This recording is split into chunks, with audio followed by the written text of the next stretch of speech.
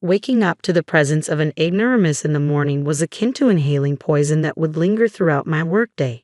Each sunrise brought with it the burden of enduring the condescension of an elite chief, a product of some lofty institution of higher learning. On a particular day, my tolerance reached its breaking point. Perhaps you should escalate your grievances to our superiors, she taunted. After all, I belong to the cream of society. Nobody will heed the complaints of a dropout like you. Her smugness was palpable, but a single encounter with the passing company president swiftly altered her demeanor. "Good day, I'm Daniel Smith," he introduced himself. "I landed a sales position at this company's branch straight out of high school. My father's motorcycle accident left him incapacitated, rendering him unable to provide for our family. So I opted to forgo college and joined the workforce to support them, thanks to a referral from my father." The camaraderie among the employees at this company made each workday a delight. My boss is kind, and my coworkers are a breeze to work with, so work-related stress rarely crosses my mind.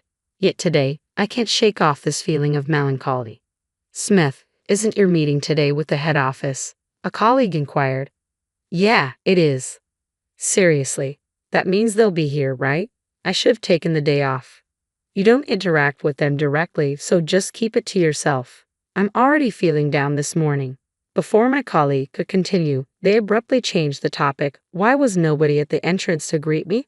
I was expected, and this is how they welcome me," they grumbled.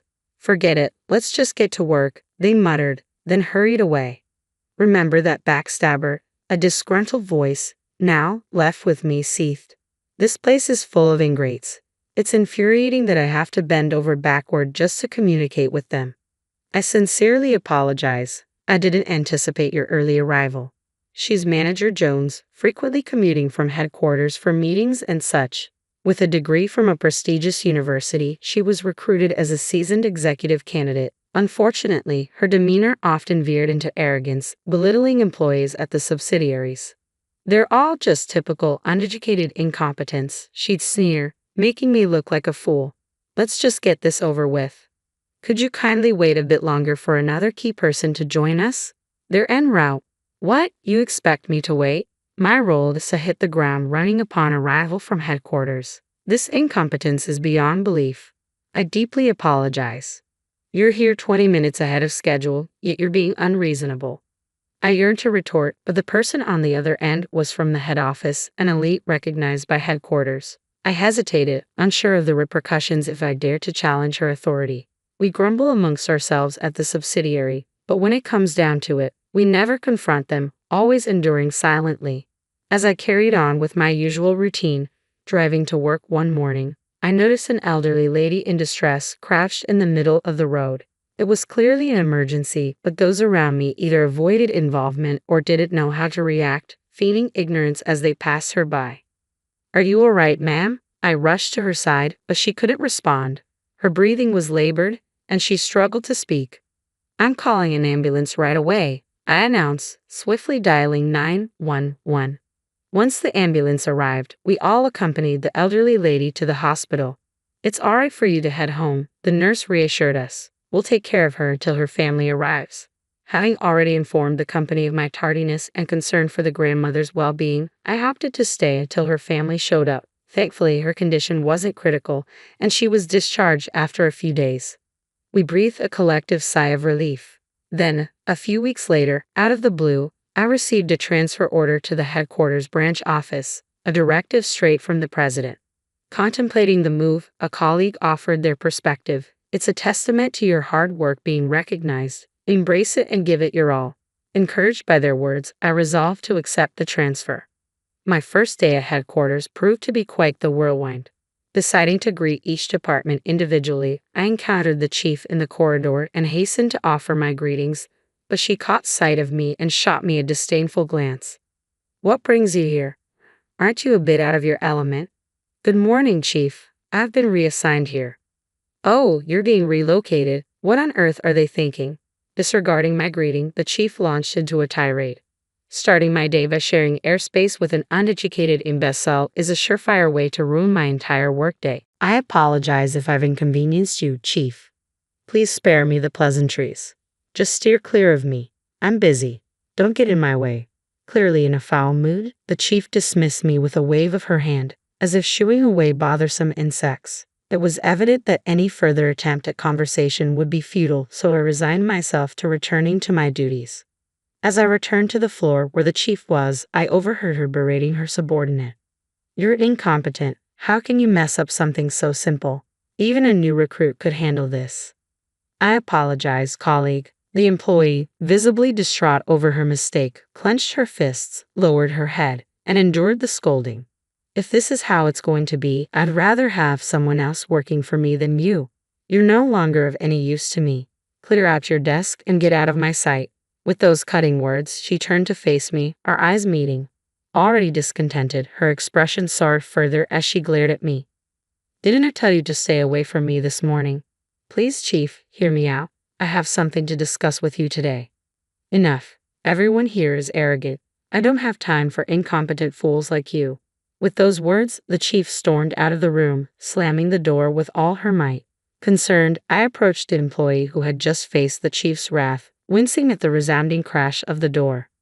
"Is this typical of the chief's behavior?" I inquired. According to the employee, it wasn't just typical, it was a daily occurrence. "She's always disrespecting me," he lamented.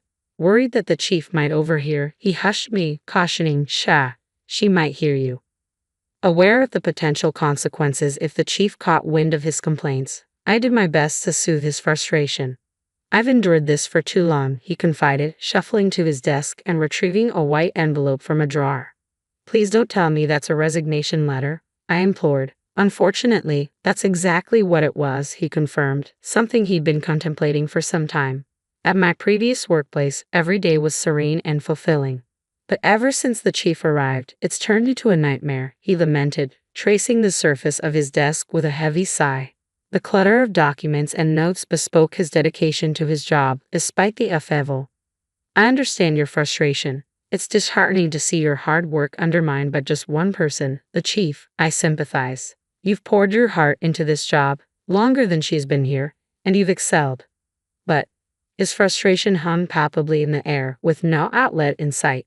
"The chief might say otherwise, but there are surely colleagues who trust and rely on you.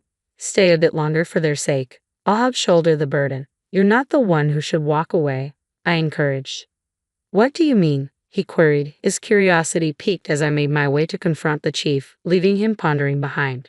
"We can't allow any more employees to be mistreated like him.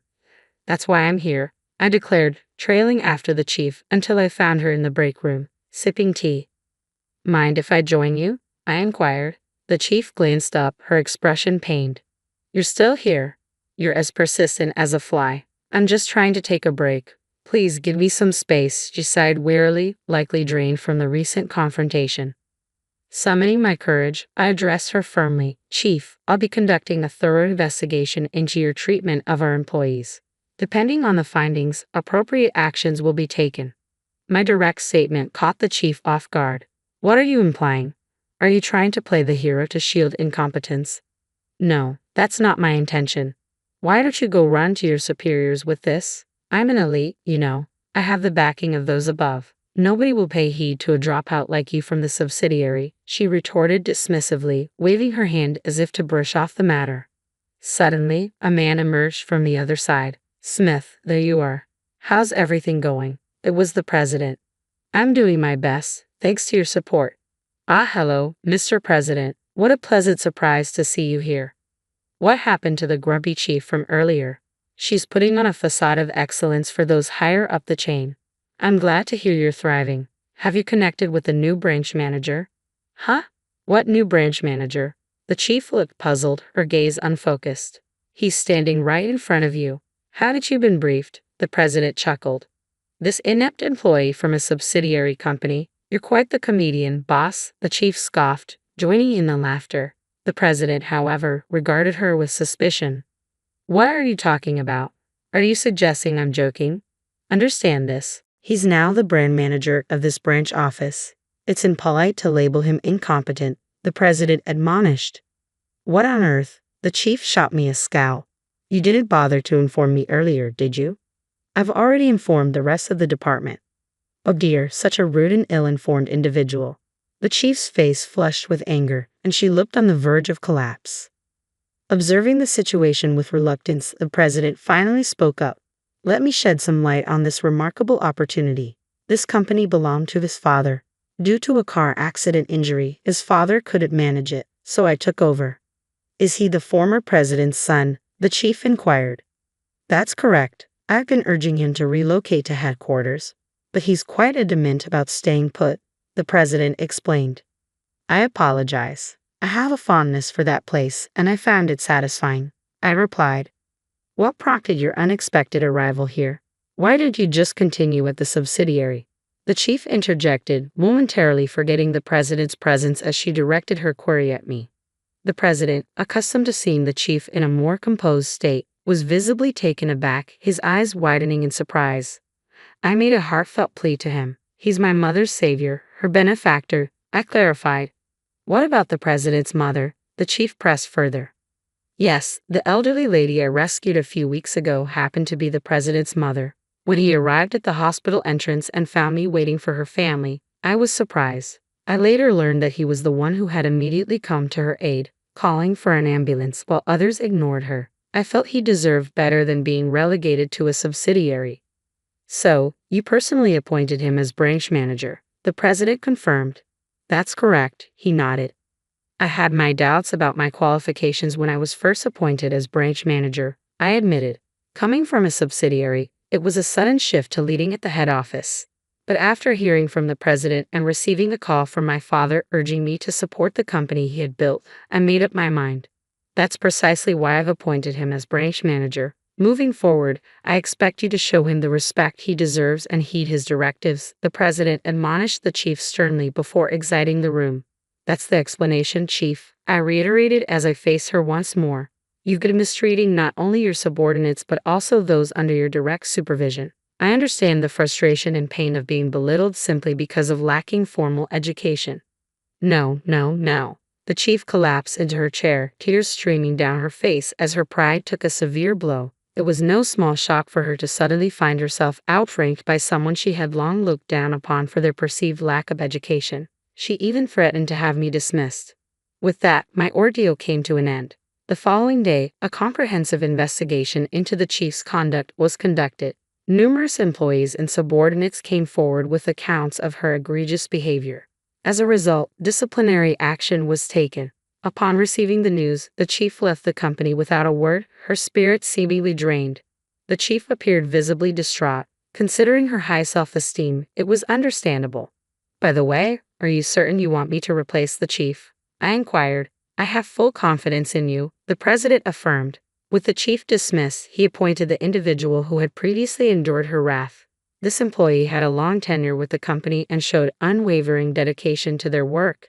Naturally, I had thoroughly vetted his past performance, knowing he had first-hand experience of the frustrations and mistreatment under former Chief Jones.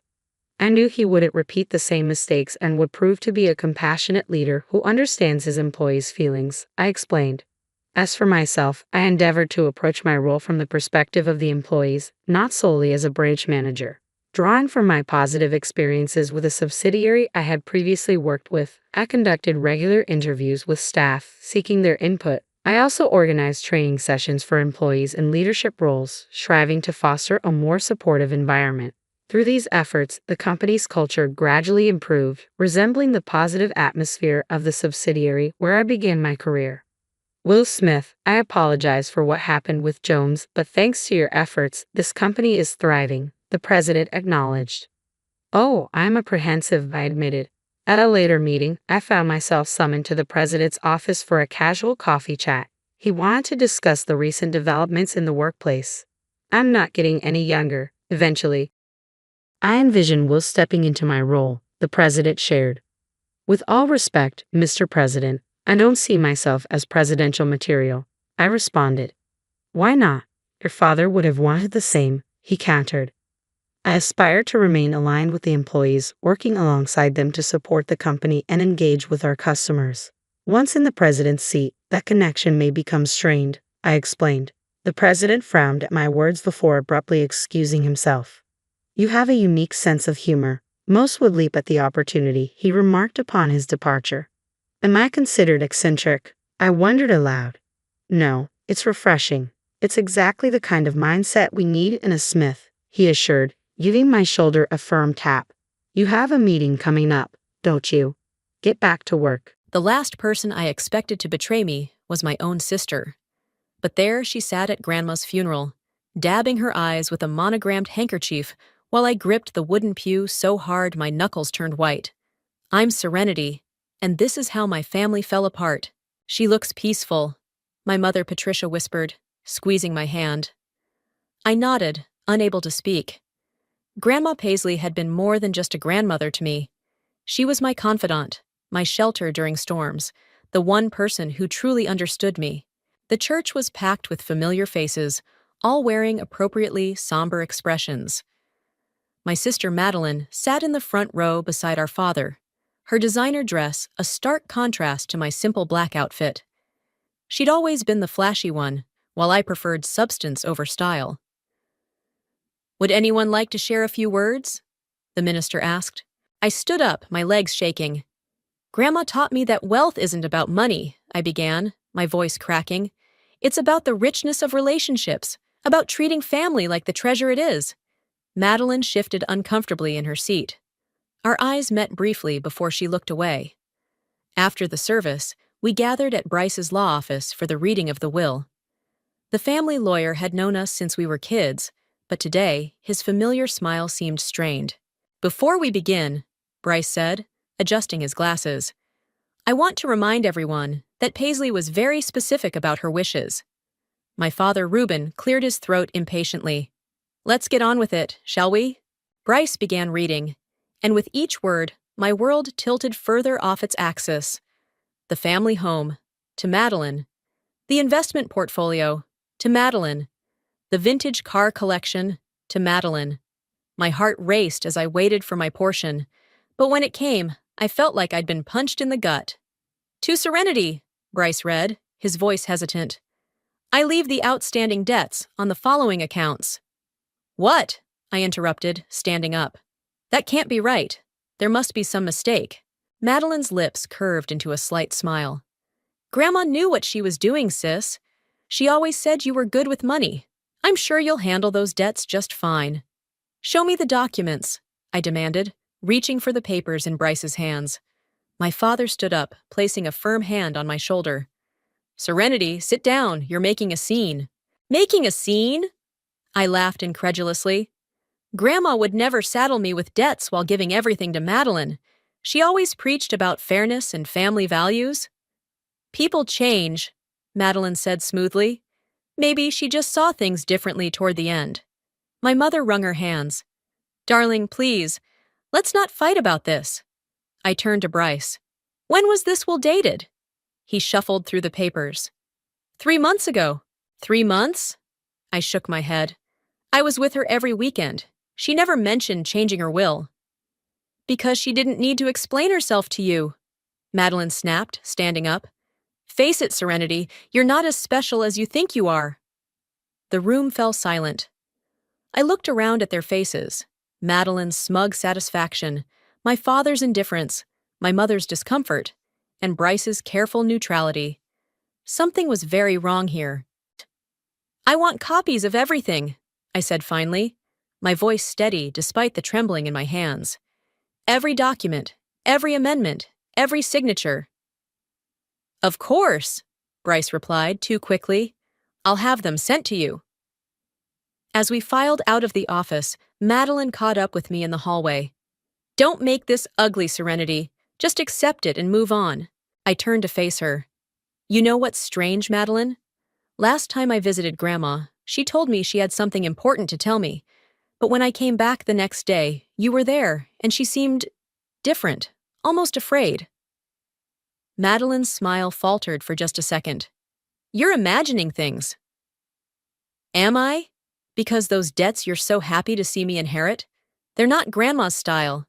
She was meticulous about money. Something doesn't add up. Let it go, she hissed, her perfectly manicured nails digging into my arm. You'll only embarrass yourself. I pulled away from her grip. You know what Grandma used to say about karma, Madeline? It always comes full circle. As I walked away, I could feel her eyes burning into my back. I didn't know how yet, but I was going to get to the bottom of this. Grandma had taught me that family was everything, but she'd also taught me that sometimes the people closest to you can be the ones who hurt you the most. And I had a feeling I was about to learn exactly what she meant by that. The stack of papers from Bryce's office sat on my kitchen table like a ticking bomb. 3 days after the will reading, and I still couldn't shake the feeling that something was terribly wrong. I picked up my phone and dialed Enzo, my closest friend since college. "I need your financial expertise," I said when he answered. "Can you come over?" "Give me 20 minutes and coffee better be ready," he replied. While waiting for Enzo, I spread out the documents. Bank statements, loan agreements, property deeds, all of them telling a story that didn't match the grandmother I knew. Enzo arrived with his laptop tucked under his arm. "All right, show me what we're dealing with." "Look at these debt statements," I said, pushing several papers toward him. "They're all dated within the last 4 months." He adjusted his glasses, scanning the documents. "These interest rates are insane. No one in their right mind would agree to these terms." "Exactly. Grandma was sharp as a tack when it came to money. She wouldn't touch these loans with a 10-foot pole." The doorbell rang again. This time it was Bryce, looking uncomfortable in his casual weekend clothes. "I got your messages," he said, stepping inside. "Serenity, I understand you're upset, but did you personally witness Grandma signing these documents?" I interrupted, holding up the loan papers. He hesitated. "Well, no. Madeline brought them to me already signed." "Madeline?" Enzo and I exchanged glances. "She said your grandmother was feeling under the weather and had asked her to handle the paperwork." I slammed my hand on the table. "And you didn't think to verify this with Grandma directly?" "I've known your family for years," Bryce defended. "I had no reason to doubt." "No reason?" I laughed bitterly. "Show me Grandma's signature." Enzo pulled out his laptop. "I have photos of her birthday cards from the last 5 years. Let's compare." As we laid out the documents side by side, the truth became glaringly obvious. The signatures on the recent papers were close, but not identical to Grandma's usual flowing script. "Someone forged these," I whispered, my hands shaking. "Bryce, you have to help me fix this." He ran his hands through his hair. "Even if what you're saying is true, proving it won't be easy. Madeline has already transferred most of the assets." "I don't care how hard it is," I snapped. "This isn't just about money. This is about—" The front door burst open, and Madeline stormed in, our parents trailing behind her. "What do you think you're doing?" she demanded, glaring at Bryce. "Why are you showing her confidential documents?" As a beneficiary, she has every right to review them," Bryce replied, standing his ground. Our father stepped forward. "Enough of this nonsense, Serenity. You're just jealous of your sister's inheritance." "Jealous?" I grabbed the signature comparisons. "Look at these, Dad. Really look at them." "I won't be part of your conspiracy theories," he said, turning away. But our mother took the papers, her hands trembling slightly as she studied them. "These don't look quite right." "Mom, please," Madeline said, her voice honey-sweet. "Don't let her manipulate you. We all know how dramatic Serenity can be." I was about to respond when something caught my eye, a small notebook falling from Madeline's oversized purse. I recognized it immediately, Grandma's daily planner. "Why do you have that?" I asked, pointing to the notebook. Madeline snatched it up quickly. "I'm clearing out her things, obviously. Without me?" I moved closer. "That's interesting, because Grandma always said her planner was private. She wrote everything in there, including notes about her financial decisions." For the first time, I saw real fear flash across Madeline's face. "Give me the notebook," I demanded. "This is ridiculous," she said, backing away. "I'm leaving." But as she turned, Enzo stepped between her and the door. The notebook slipped from her grasp, landing open on the floor. As I picked it up, a loose page fluttered out, a handwritten note in Grandma's unmistakable handwriting. "My dearest Serenity, if you're reading this, something has gone terribly wrong. Don't trust the papers. The truth is in the numbers, and the numbers never lie. Look deeper, my girl. You always were the one who could see through the smoke and mirrors." Love, Grandma. The room fell silent. I looked up from the note to find everyone staring at me. Madeline with barely concealed panic, our parents with growing uncertainty, Bryce with dawning realization, and Enzo with quiet determination. "Well," I said, tucking the note safely away, "looks like Grandma left me an inheritance after all. The truth." And suddenly, I knew exactly what I had to do next. After everyone left, Enzo and I spent hours poring over Grandma's planner. Each page revealed more suspicious activity in the months leading up to her death. "Look at these bank visits." Enzo pointed to several entries. 3 times in 1 week, all with Madeline present. "Grandma never went to the bank that often," I said, flipping through the pages. "She did everything online or had them come to her." My phone buzzed. A text from Mom. "Your father's furious. Please drop this before you tear the family apart." I ignored it and turned to a page marked with a small star. "April 15th, I read aloud. "Meeting with BT, must discuss M's spending. Something isn't right." "BT?" Enzo asked. "Bryce Thornton, and M must be Madeline." I grabbed my keys. "We need to go to Grandma's house." "Now? It's almost midnight." "I still have a key, and Madeline won't be there until tomorrow to continue clearing things out." 20 minutes later, we crept through Grandma's dark house. Everything felt different, colder, emptier. Madeline had already stripped away most of the personal touches that made it home. "Where should we start?" Enzo whispered. "Her study. She spent most of her time there." The study was largely untouched, probably because Madeline considered account books and old papers worthless compared to jewelry and antiques. I went straight to the desk while Enzo checked the filing cabinet. "These bank statements don't match the ones Bryce showed us," he said, pulling out a folder. "Keep looking, there has to be more." I ran my hands along the underside of the desk, remembering how Grandma used to hide special treats there for me as a child. My fingers caught on something, a small key taped beneath the drawer. "Enzo, help me move this painting." Behind Grandma's favorite landscape was a wall safe I'd never known existed. The key fit perfectly. Inside was a thick manila envelope labeled Insurance and a USB drive. I opened the envelope first, revealing dozens of documents, original bank statements, investment records, and photographs. "Holy shit!" Enzo breathed, looking over my shoulder. "These show completely different numbers than what was in the will." "Look at this," I said, pointing to a series of transfers. Large sums moving from Grandma's accounts to offshore banks, all authorized by Madeline using power of attorney. When did she get power of attorney? According to this, 2 months before Grandma died. But that's impossible. Grandma would have told me. A floorboard creaked behind us. We spun around to find my mother standing in the doorway, her face pale in the dim light. "Mom, what are you doing here?" "I followed you," she admitted. "I needed to see for myself what you'd find."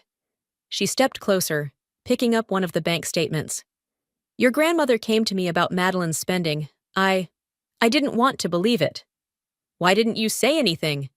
"Because your father wouldn't hear a word against her. And then Paisley got sick so suddenly." Her voice trailed off. A chill ran down my spine. "What do you mean, suddenly?" "She was fine one day, then confused and weak the next. The doctors said it was just age, but—" She pulled something from her pocket, a small notebook different from the planner. "I found this in her bedside table last week. I've been afraid to open it." I took the notebook with trembling hands. Inside, Grandma's usually neat handwriting was shaky but clear. "Something's wrong. Pills taste strange. M brings them daily now. Can't think straight. Must warn Serenity." "Jesus," Enzo muttered. "We need to call the police," I said, but Mom grabbed my arm. "Wait, let me talk to your father first. Maybe if he sees all this evidence." "Evidence of what?" We all jumped. Madeline stood in the doorway, her face twisted with rage. "What are you doing here?" I demanded. "I had a feeling you'd try something like this," she snarled, stepping into the room. Always the perfect granddaughter, always so self-righteous. "Did you poison her?" The words burst out before I could stop them. Madeline's laugh was hollow. Prove it. Prove any of it. Who do you think they'll believe? The responsible eldest daughter, who took care of everything, or the jealous sister who can't accept she was left nothing? They'll believe the evidence, I said, clutching the envelope and notebook. What evidence? In one swift motion, Madeline grabbed the papers and darted toward the study's fireplace. But Enzo was faster. He tackled her before she could reach it, sending papers flying everywhere. Mom screamed. I dove for the USB drive that had skittered under the desk. Got it, I yelled, holding it up. Madeline went still, her face draining of color. She knew as well as I did. In the digital age, electronic records were forever. Game over, sis, I said quietly. Grandma made sure of that. The police station's fluorescent lights made everything feel surreal. Detective Morris sat across from me, reviewing the documents and USB contents we discovered. This is quite extensive, she said, looking up from her computer. Your grandmother was thorough. She kept records of everything, I replied. The USB drive has screenshots of all the unauthorized transfers Madeline made. In the next room, through the window, I could see Madeline being questioned by another detective. She'd stopped crying an hour ago and now just sat there, staring blankly ahead. We'll need to verify these signatures with a forensics expert, Detective Morris continued, but the evidence of financial fraud is clear. The medical allegations, however— Check her phone records, Mom interrupted from beside me. She hadn't stopped shaking since we arrived. She was calling different doctors, getting multiple prescriptions. We're already looking into that. The detective made another note. The tox screen from your mother's autopsy should— Autopsy? I sat up straighter. But I thought— Given the new evidence, we've ordered one. She closed her notebook. We'll need statements from all of you, including Mr. Thornton. As if on cue, Bryce burst into the room, looking disheveled. I came as soon as I could. I've brought something you need to see. He pulled out a thick envelope sealed with wax, an old-fashioned touch that was so typically Grandma. Paisley gave this to me 6 months ago, he explained, breaking the seal. She made me promise to open it only if there was ever any dispute over her will. Inside was another will, dated before the one that had caused all this trouble. But it wasn't just a simple division of assets. As Bryce read it aloud, I realized Grandma had seen this coming. In the event that any beneficiary attempts to alter, forge, or otherwise manipulate this will or my assets, he read, all benefits shall be immediately forfeit and transferred to the wronged party. She knew, I whispered. She knew someone might try something like this. There's more, Bryce said. A letter, addressed to you, Serenity. With trembling hands, I opened it. My dearest granddaughter, if you're reading this, my worst fears have come true. I've watched Madeline's greed grow over the years, seen how your father enabled it, how your mother turned a blind eye. I knew they might try to take advantage after I was gone, but I also knew you would fight for the truth. You're stronger than all of them combined, my dear. That's why I left you the most important inheritance of all, the ability to expose their lies. In my bedroom, behind the loose panel in my closet, you'll find a locked box. The key is taped inside this envelope. What's inside will ensure justice is served. All my love, Grandma. Sure enough, a small key fell from the envelope. I need to go to the house, I told Detective Morris. I'll send officers with you. The drive back felt endless. When we finally reached Grandma's house, I went straight to her closet. The panel came loose easily, revealing a metal box that looked like it hadn't been touched in years. Inside were photos, dozens of them. Madeline meeting with shady-looking men in parking lots, bank statements showing massive gambling debts, letters from debt collectors, and most damning of all, a video recording of Madeline arguing with Grandma about money, becoming increasingly threatening. I took that video secretly, Mom said quietly from behind me. The day before Paisley got sick, I was too scared to show anyone. I'm so sorry, Serenity. The detective took the box and its contents as evidence. As we walked back downstairs, I noticed something else, a framed photo I'd never seen before. It showed Grandma and me in her garden, both laughing at something off camera. On the back, she'd written, To serenity. Remember that truth, like flowers, needs time to bloom. But once it does, nothing can stop it from reaching the light. My phone buzzed. A text from Enzo. Just heard from the station. Madeline confessed to the fraud. They're still investigating the medical stuff. I showed the message to Mom, who burst into tears. What about your father? She asked. He'll have to face the truth too, I said. We all will. Looking around the house, my house now, according to the real will, I felt Grandma's presence everywhere. She'd turned her own death into one final lesson about justice, truth, and consequences, and she'd trusted me to see it through. The next morning, I sat in Bryce's office, watching him sort through the mountain of paperwork needed to reverse Madeline's financial damage. The bank's frozen all the transferred assets, he said, pushing his glasses up. But some of the money's already gone. Gambling debts, luxury purchases, you name it. How much? Nearly $2 million. He handed me a spreadsheet. She was burning through it like water. My phone buzzed. Another message from Dad. We need to talk. Come to the house. I have to go, I told Bryce, standing up. My father finally wants to face this. Want me to come with you? No. This is something I need to do alone. The drive to my parents' house felt like heading into battle. Dad was waiting on the porch, looking older than I'd ever seen him. Your sister's being held without bail, he said as I approached.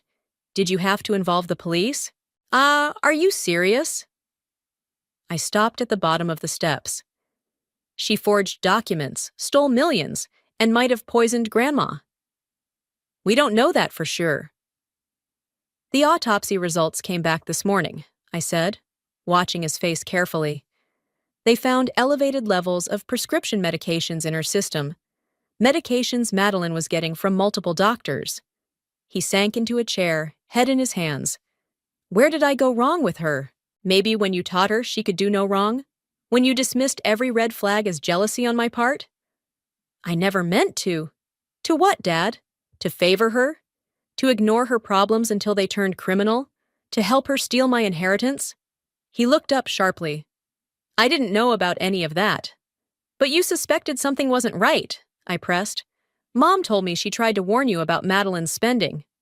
I thought she was just being dramatic, like... He trailed off. Like me? I laughed bitterly. Yeah, that's what Madeline always said too. The dramatic little sister, always making a fuss over nothing. Mom appeared in the doorway. The detective called. They want us to come in again. They found something in Madeline's apartment. At the police station, Detective Morris led us to an interview room. On the table sat a small box of prescription bottles, all with different doctors' names. We also found this, she said, sliding over a notebook. Your daughter's detailed records of the medications she was giving your mother, along with their effects. Dad picked up the notebook with trembling hands. I watched as he read, his face growing paler with each page. She tracked everything, Detective Morris continued. When your mother was most confused, when she was too weak to resist signing documents, when she couldn't remember conversations from one day to the next. Stop, Dad whispered. Please. No, I said firmly. You need to hear this. You need to understand what your golden child did while you were busy defending her. Ms. Morris, a young officer interrupted, poking his head in. The sister's asking to speak to them. Madeline sat in an interview room, her designer clothes replaced by prison orange. Her makeup-free face made her look younger, more like the sister I remembered from childhood. I'm sorry, she said as soon as we entered. I never meant for it to go this far. Really? I crossed my arms. Which part? The theft or the murder? I didn't murder her, Madeline protested. I needed her to be confused enough to sign the papers. The doctors said those medications were safe. In normal doses, Mom snapped. Not in the combinations you were giving her. I was desperate. The gambling debts kept growing, and I knew Grandma would never just give me the money. So, you killed her, Dad said quietly. It wasn't a question. Madeline burst into tears. Daddy, please, you have to help me. But for the first time in her life, Our father turned away from her pleas. "No, Madeline, you did this to yourself." As we left the station, Mom took my hand. "The annual family reunion is next week. Should we cancel it?" I thought about it. The whole extended family would be there, all the aunts and uncles and cousins who'd watched Madeline's rise and my supposed fall from grace. "No," I decided.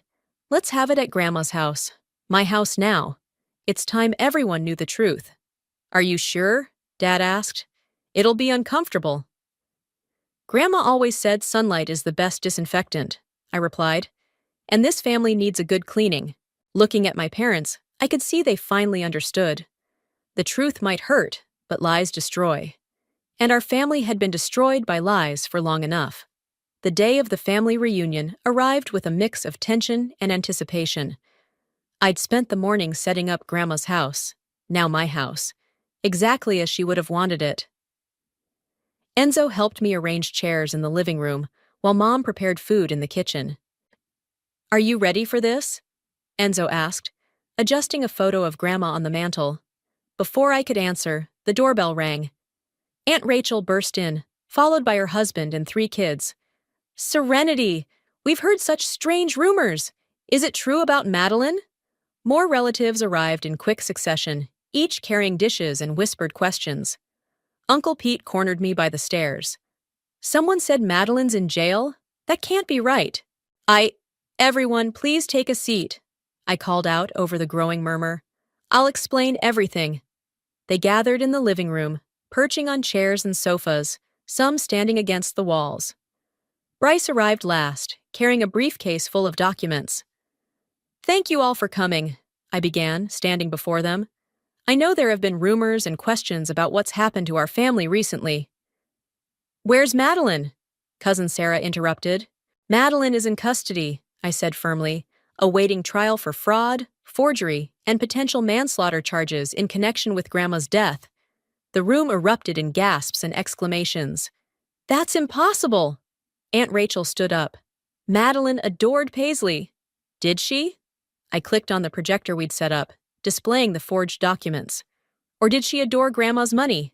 Bryce stepped forward, explaining the financial evidence, while I distributed copies of the bank statements and fraud documentation. The room grew quieter with each revelation. "But why?"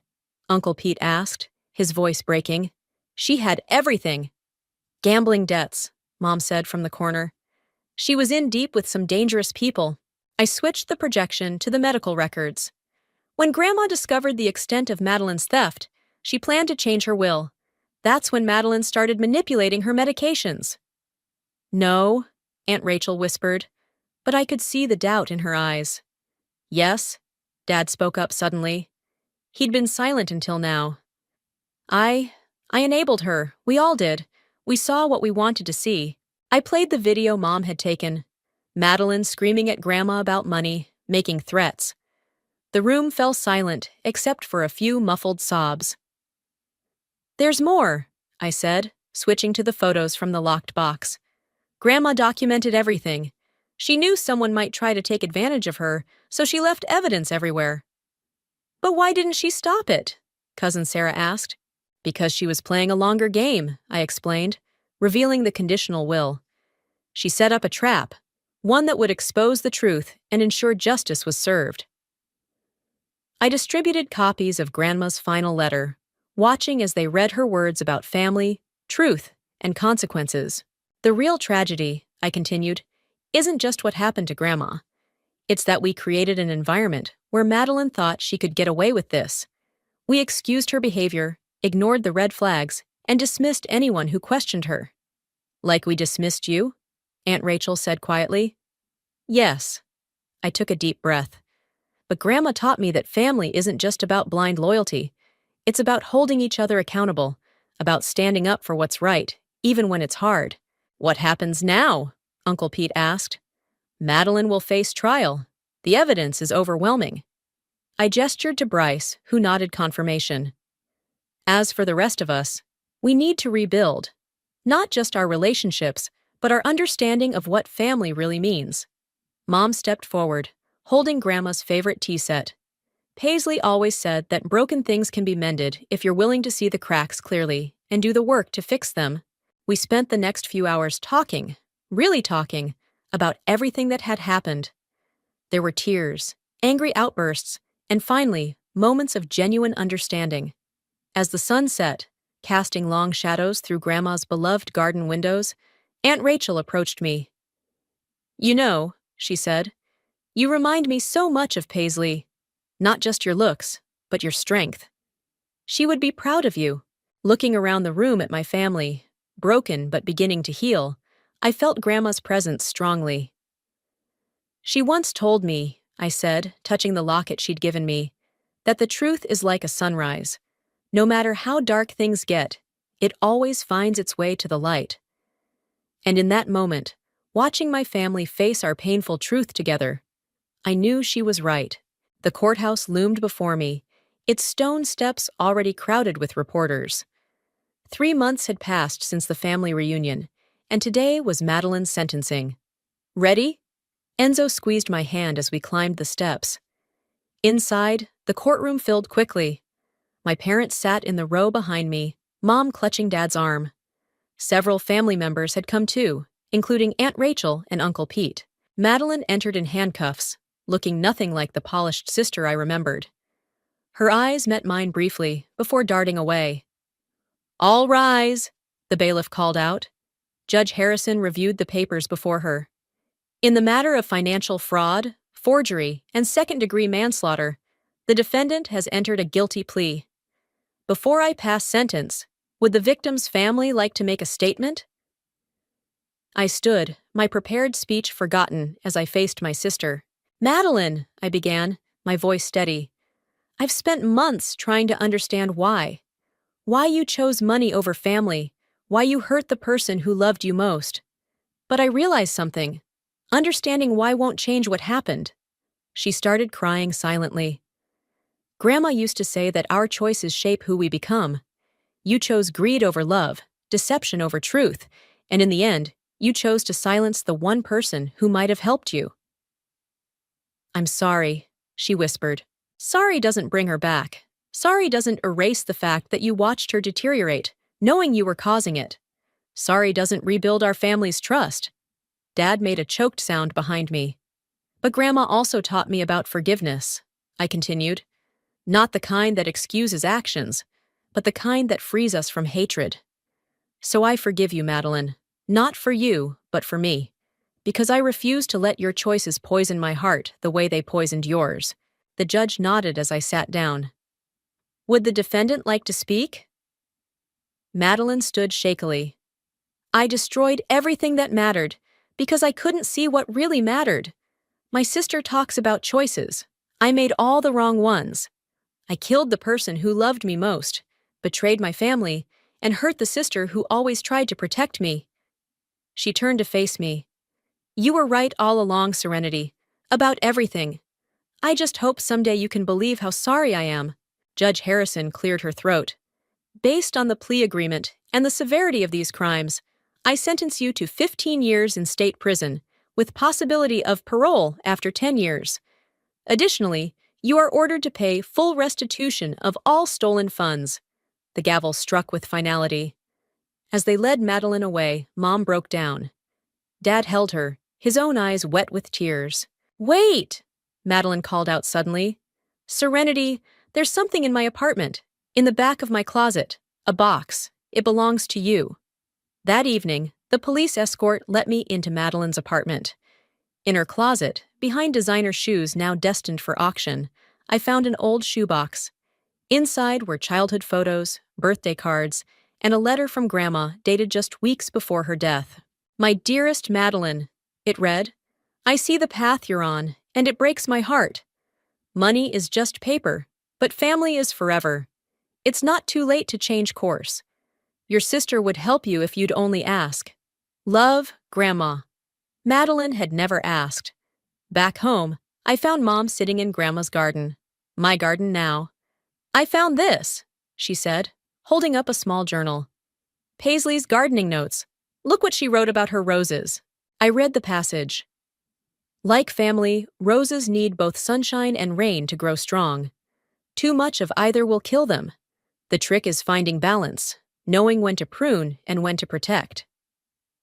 She left us so many messages, Mom said softly. We just weren't listening. We're listening now. Dad appeared in the doorway. The detective called. They've traced most of the missing money. Once the accounts are unfrozen, everything will be restored to you. It was never about the money, I said, touching a rose petal. It was about truth, justice, family. Your grandmother knew that, he replied. She knew you'd understand it too. As the sun set over the garden, I thought about choices and consequences, about forgiveness and justice. Madeline would spend years paying for her choices, but in a way, we all would. The difference was that while she faced her consequences alone in a cell, we would face ours together, as a family. Because that's what Grandma had wanted all along, not for us to be perfect, but for us to be honest. Not for us to avoid pain, but to face it together. Not for us to be unbreakable, but to know how to rebuild when we break. And somehow, in her wisdom, she'd made sure we'd learn these lessons, even after she was gone. The autumn breeze scattered leaves across Grandma's garden as I unlocked her study, my study now.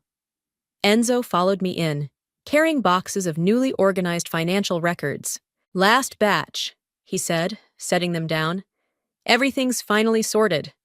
I ran my hand along the polished desk where Grandma used to write her letters. Hard to believe it's all settled.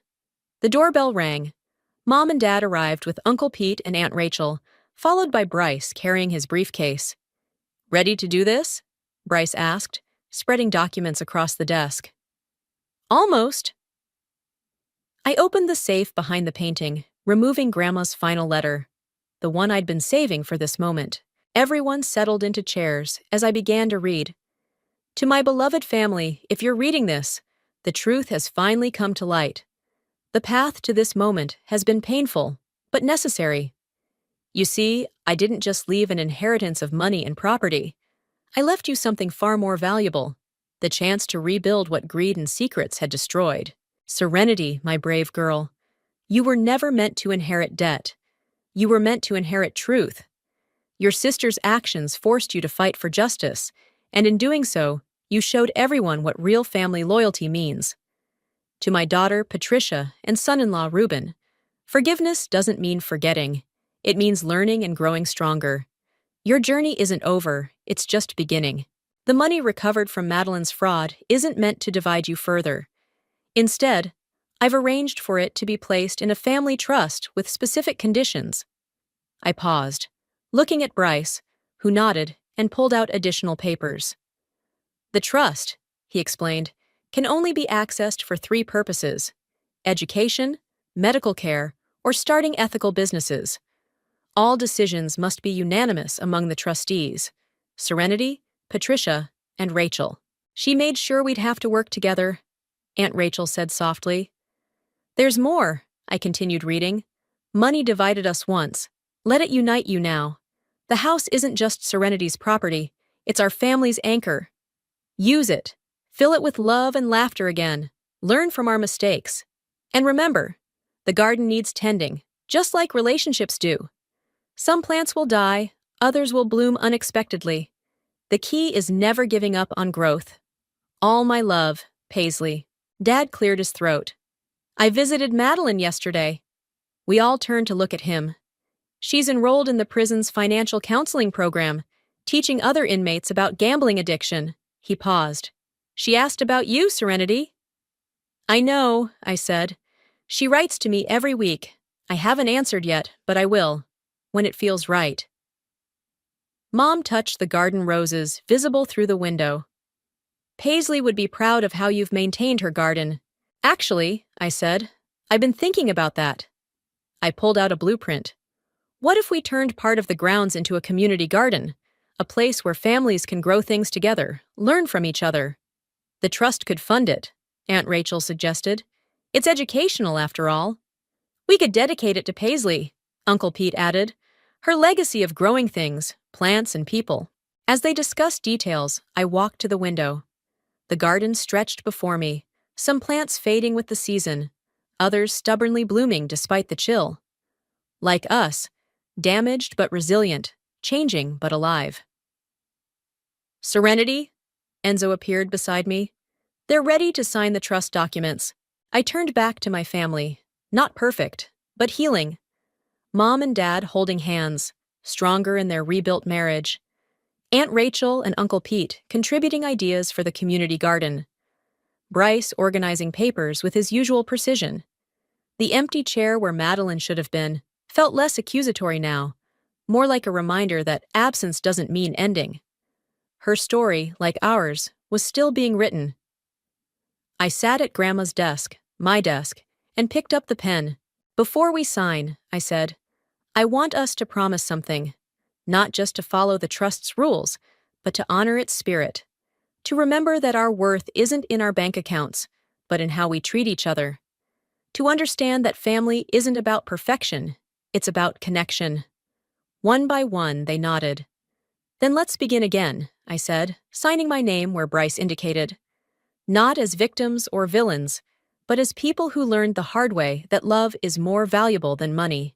As the others signed, I glanced at Grandma's photo on the wall.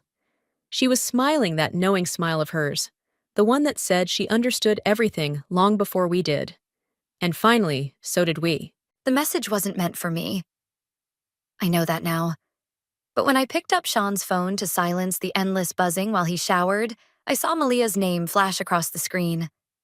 My cousin's voice filled our bedroom, thinking she was leaving a message for my husband. Hey baby, last night was amazing. I love how we can laugh about her together. Poor clueless Gianna.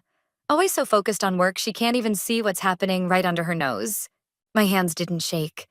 My world crumbled, but somehow I remained standing.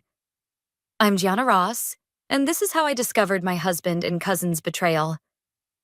I deleted the message and placed the phone exactly where I found it. Then I went downstairs and made coffee like it was any other morning. When Sean came down, hair still damp, I handed him his usual cup. Thanks, babe, he said, kissing my cheek. You're always taking care of me. I smiled, imagining all the ways I could destroy him. Someone has to. That evening, I stayed late at the office, telling Sean I had a deadline. Instead, I sat in my car outside Malia's apartment building, watching my husband's familiar silhouette move behind her curtains. Their shadows merged, and I gripped my steering wheel until my knuckles turned white. Mrs. Dixon? A tap on my window startled me. Leon, our company's newest financial analyst, stood there looking concerned. Everything okay? I rolled down the window, forcing a smile. Just Leon, please. And yes, I'm fine. Just thinking. He glanced at the building, then back at me. Understanding flickered across his face. Would you like to grab a coffee? There's a place around the corner that stays open late. Over steaming cups of overpriced coffee, I found myself telling Leon everything. He listened without judgment, his dark eyes serious. You know, he said finally, your grandmother's been talking about succession plans for the company. I wrapped my hands around my cup. Aurora's mentioned it, yes. She watches everything, Gianna. She sees who puts in the work, who has the company's best interests at heart. He paused. And who doesn't? 2 days later, I attended a family dinner at Aurora's mansion. Sean and Malia were there, of course.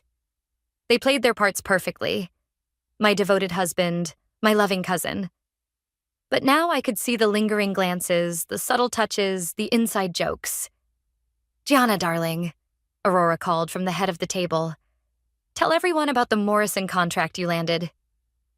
Before I could answer, Malia cut in. Oh, Auntie, let's not talk business at dinner. It's so boring. I caught Aurora's sharp look at Malia's interruption.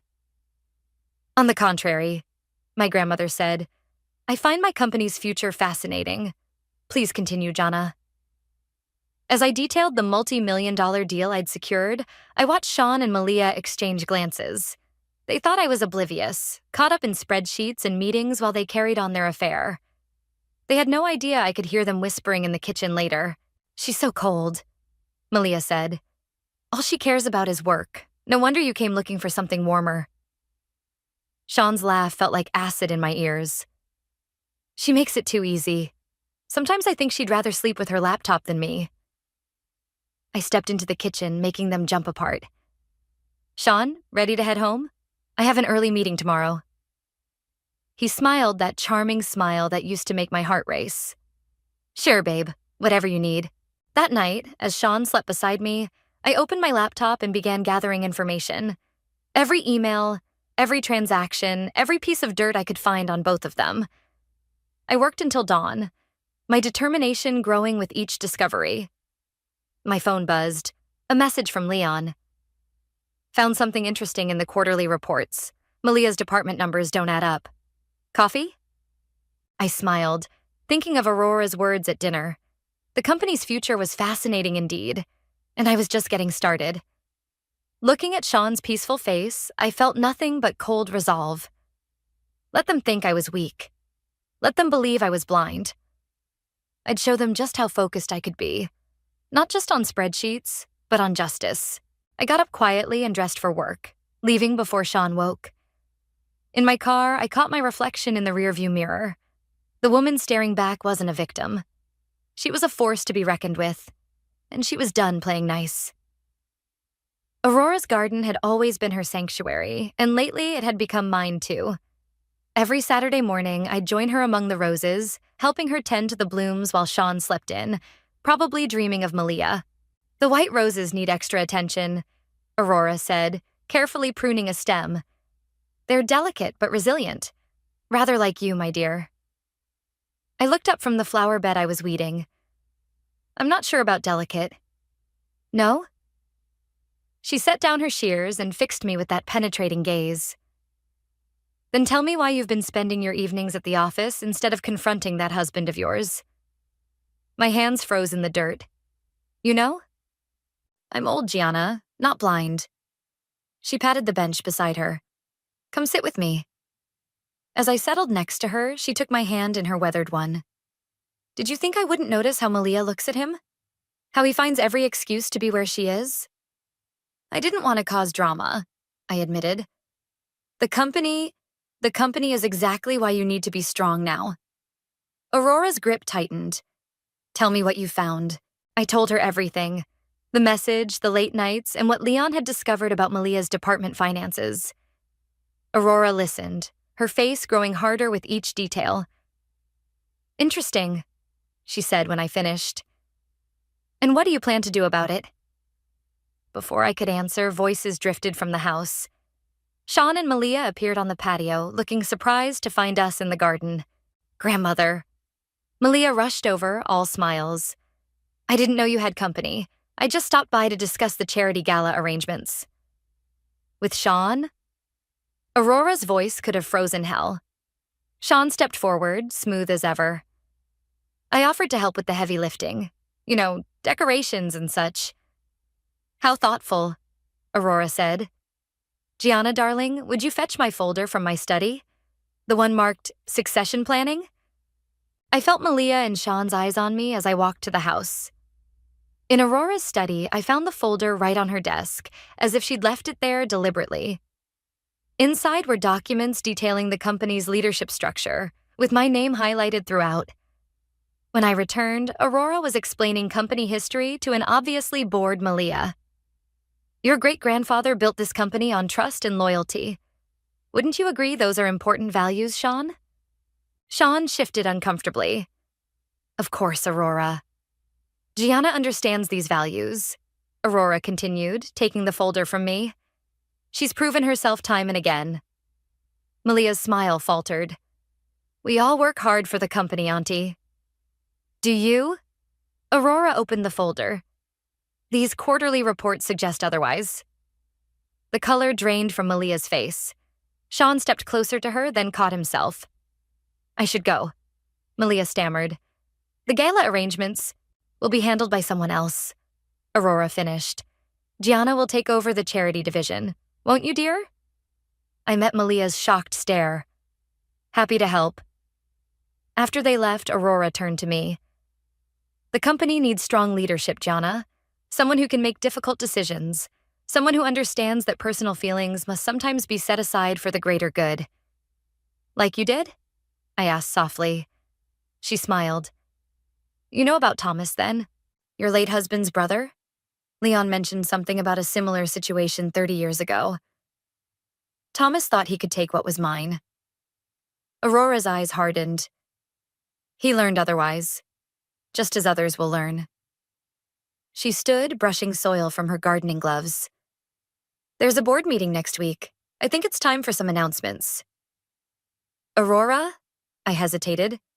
Are you sure? About you? Entirely. She cupped my cheek. You're ready, even if you don't know it yet. That evening, I received a text from Malia. We need to talk. About the company. About everything. I showed the message to Leon over dinner at our usual coffee shop. She's scared, he said. They both are. You should have seen their faces when Aurora mentioned succession planning. I stirred my coffee, watching the cream create patterns. Good. What will you do when Malia wants to meet? I thought about Aurora's white roses, delicate but resilient. I'll listen, and then I'll do what needs to be done. Leon raised his cup. To difficult decisions? I clinked my cup against his. To the greater good. Later, as I walked into my empty house, my phone buzzed with another message. This one from Aurora. The board meeting has been moved up. Tuesday. Be ready. I was ready. Ready to show them all exactly what this clueless, work-focused woman could do. The weekend before the board meeting, I buried myself in work at the office, reviewing every document Leon had gathered. Krista, our head of operations, found me there Sunday morning, surrounded by papers and empty coffee cups. I brought reinforcements, she said, placing a fresh latte and a stack of files on my desk. And information. I looked up. About? About your cousin's creative accounting. Krista sat down, her face grim. It's worse than we thought. She's been siphoning funds from the charity division for months. Show me. She spread out documents across my desk, pointing to highlighted figures. See these donations? They never reached their intended recipients. Instead, they went to shell companies. Guess who owns them? Malia? Close. Her lover. Krista's eyes met mine. Your husband. The latte turned bitter in my mouth. You have proof? Everything's here. Bank transfers, incorporation documents, even emails between them discussing the scheme. She paused. They got sloppy, thinking no one was watching. A knock at the door made us both jump. Leon entered, looking worried. Gianna, Malia's downstairs. Says she won't leave until she talks to you. I gathered the documents into a folder. Perfect timing. Send her up. Krista touched my arm. Want us to stay? No, but keep your phones on. Malia swept in moments later, designer purse swinging. Her confident stride faltered when she saw the papers on my desk. Working weekends again? Her laugh sounded forced. You never change. What do you want, Malia? She sat down uninvited. To clear the air. This tension between us, it's not good for the family. For the company. You mean it's not good for you? Don't be like that. She leaned forward. Look, I know things are complicated, but we can fix this. Together. I opened the folder Krista had brought. Like you fixed the charity division's finances? Her face paled. What are you talking about? Shell companies, Malia? Really?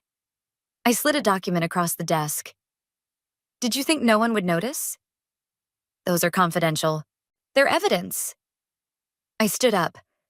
Evidence of fraud, embezzlement, and breach of trust. How do you think the board will react? She jumped to her feet. You wouldn't dare. It would destroy the company's reputation. Unless we come to an arrangement. Her composure returned slightly. I stepped down quietly. Take a position at another firm. No scandal, no shame for the family. And Sean? Her smile turned cruel. He made his choice, Gianna. Maybe if you'd been a better wife. My laugh cut her off. Better at what? Turning a blind eye to theft? Playing along while you two made a fool of me? We can all walk away from this, she said. Think about it. I'll tell Aurora I'm pursuing other opportunities. Sean will transfer to our overseas office. Everyone saves face. My phone buzzed. A message from Leon. Aurora's here. She wants to see both of you. Perfect timing, I said, gathering the files. Shall we visit grandmother together? We found Aurora in her office, Leon and Krista already there. My grandmother sat regally behind her desk, looking every inch the CEO. Sit, she commanded. Malia started speaking immediately. Auntie, I can explain. Silence. Aurora's voice cracked like a whip. Gianna, the documents? I handed over the folder. Aurora reviewed its contents while Malia squirmed in her chair. Well, Aurora said finally, it seems the board meeting tomorrow will be even more interesting than planned. Please, Malia whispered. Don't do this. Do what? Protect my company? Protect my true family? Aurora's eyes blazed. You had every advantage, every opportunity. And this is how you repay that trust? Tears spilled down Malia's cheeks. I never meant to get caught, I finished. That's the only thing you're sorry about. Aurora pressed a button on her phone. Security will escort you out, Malia. Don't return without a lawyer. As Malia was led away, Aurora turned to me. Are you ready for tomorrow? Yes. Good. She smiled. Because after the board meeting, you'll need to have a similar conversation with your husband. I thought of Sean, probably waiting at Malia's apartment for news of her attempted negotiation. I'm looking forward to it. Later, as Leon drove me home, he asked, How are you holding up? I watched the city lights blur past. I feel lighter, like I've been carrying this weight, and it's finally lifting. The hard part's still coming. No, I said, thinking of tomorrow's meeting. The hard part was pretending to be weak. Everything else is just justice. My phone buzzed with a message from Sean. Where are you? We need to talk. I typed back. Yes, we do. Tomorrow, after the board meeting.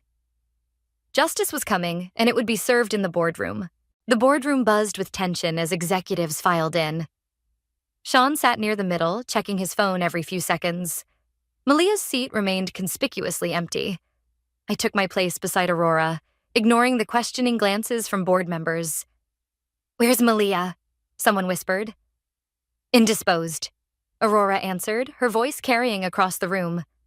Now, shall we begin?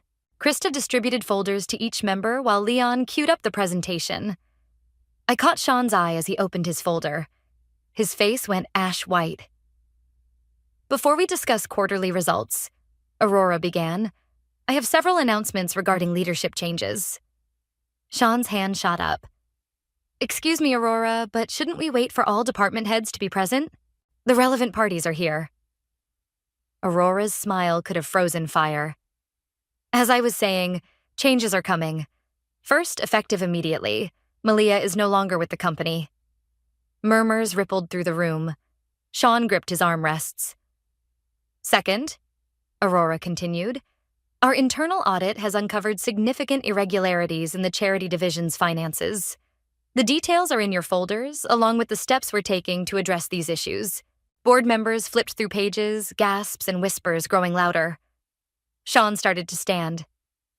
Sit down, Mr. Dixon, Aurora commanded. We're not finished. He sank back into his chair, sweat visible on his forehead. Finally, Aurora's voice softened as she turned to me. I'm announcing my retirement as CEO, effective next month. The room erupted in shocked exclamations. Aurora raised her hand for silence. My successor has already been chosen. Someone who has demonstrated unwavering loyalty, exceptional business acumen, and most importantly, integrity. She placed her hand on my shoulder. My granddaughter, Gianna. Sean jumped to his feet. This is ridiculous. She's not qualified. Sit down, I said quietly. Unless you'd like to discuss qualifications, like your involvement in embezzling charity funds. He froze, eyes darting between me and the door. Security is outside. Leon added helpfully, in case anyone feels the need to leave abruptly. The next hour passed in a blur of congratulations and questions. I answered each one clearly, confidently, while Sean slumped in his chair, defeated. When Aurora finally dismissed the board, he tried to rush out. "Mr. Dixon," I called. "A moment, please." The room emptied except for us, Leon, and Krista. Sean stood by the door, looking like a cornered animal. "How long have you known?" he asked. "Long enough." I opened my laptop. "Would you like to see the evidence? The messages? The bank transfers? Or should we skip to the part where you sign these?" I slid divorce papers across the table. "You can't prove anything," he said, but his voice shook. Krista stepped forward. "Actually, we can prove everything. The DA's office is very interested in your shell companies." "You'd do that?" He stared at me. "Send me to prison?" "You did that to yourself." I pushed the papers closer. "Sign, and maybe we can arrange a deal. Refuse, and I'll let the prosecutors handle it."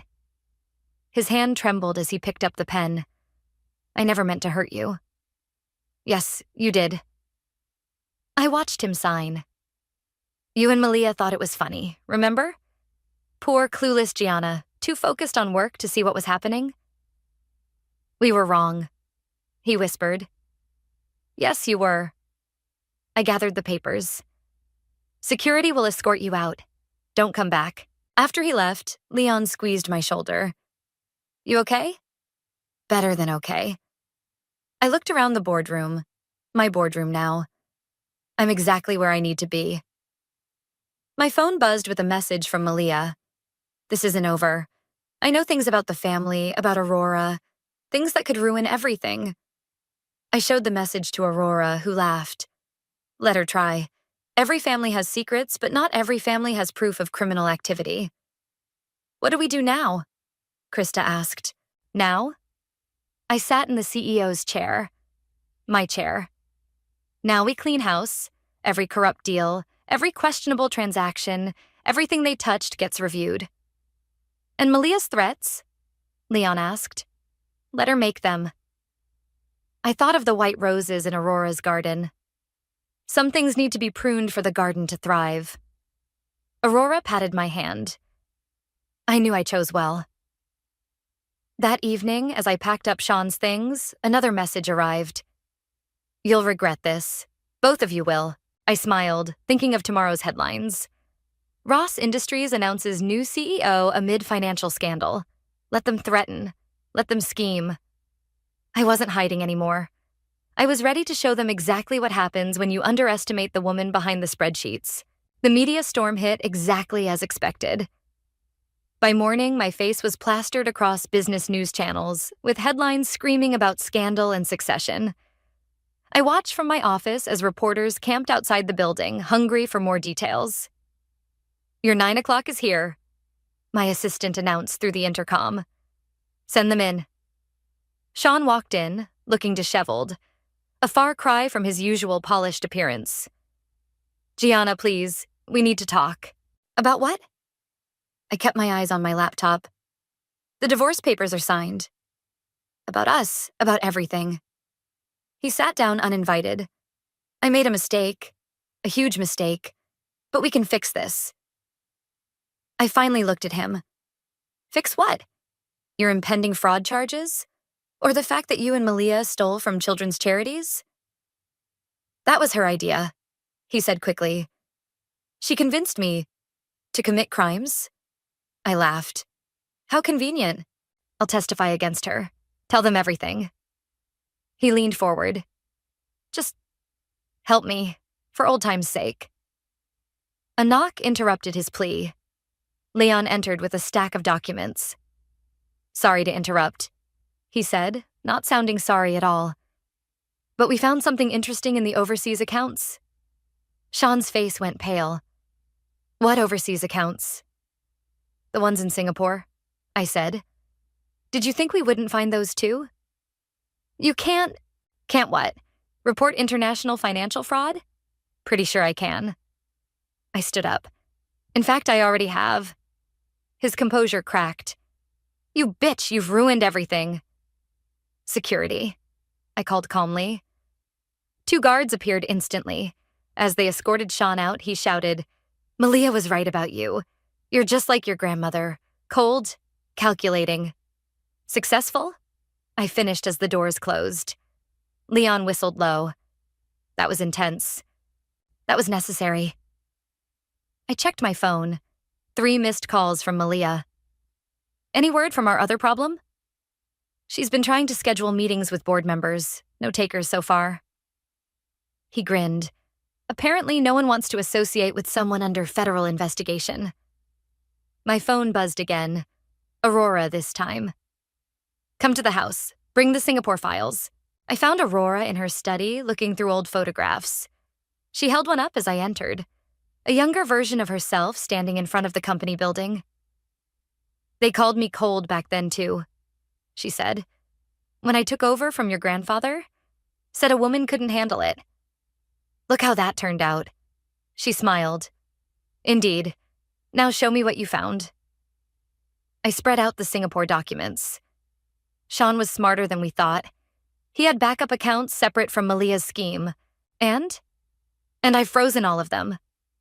I showed her the court orders. He's broke. They both are. Aurora nodded approvingly. Good. But Malia's threats are empty, Leon said from the doorway. Sorry to interrupt, but you need to see this. He played a video on his tablet, Malia giving an interview to a local news station.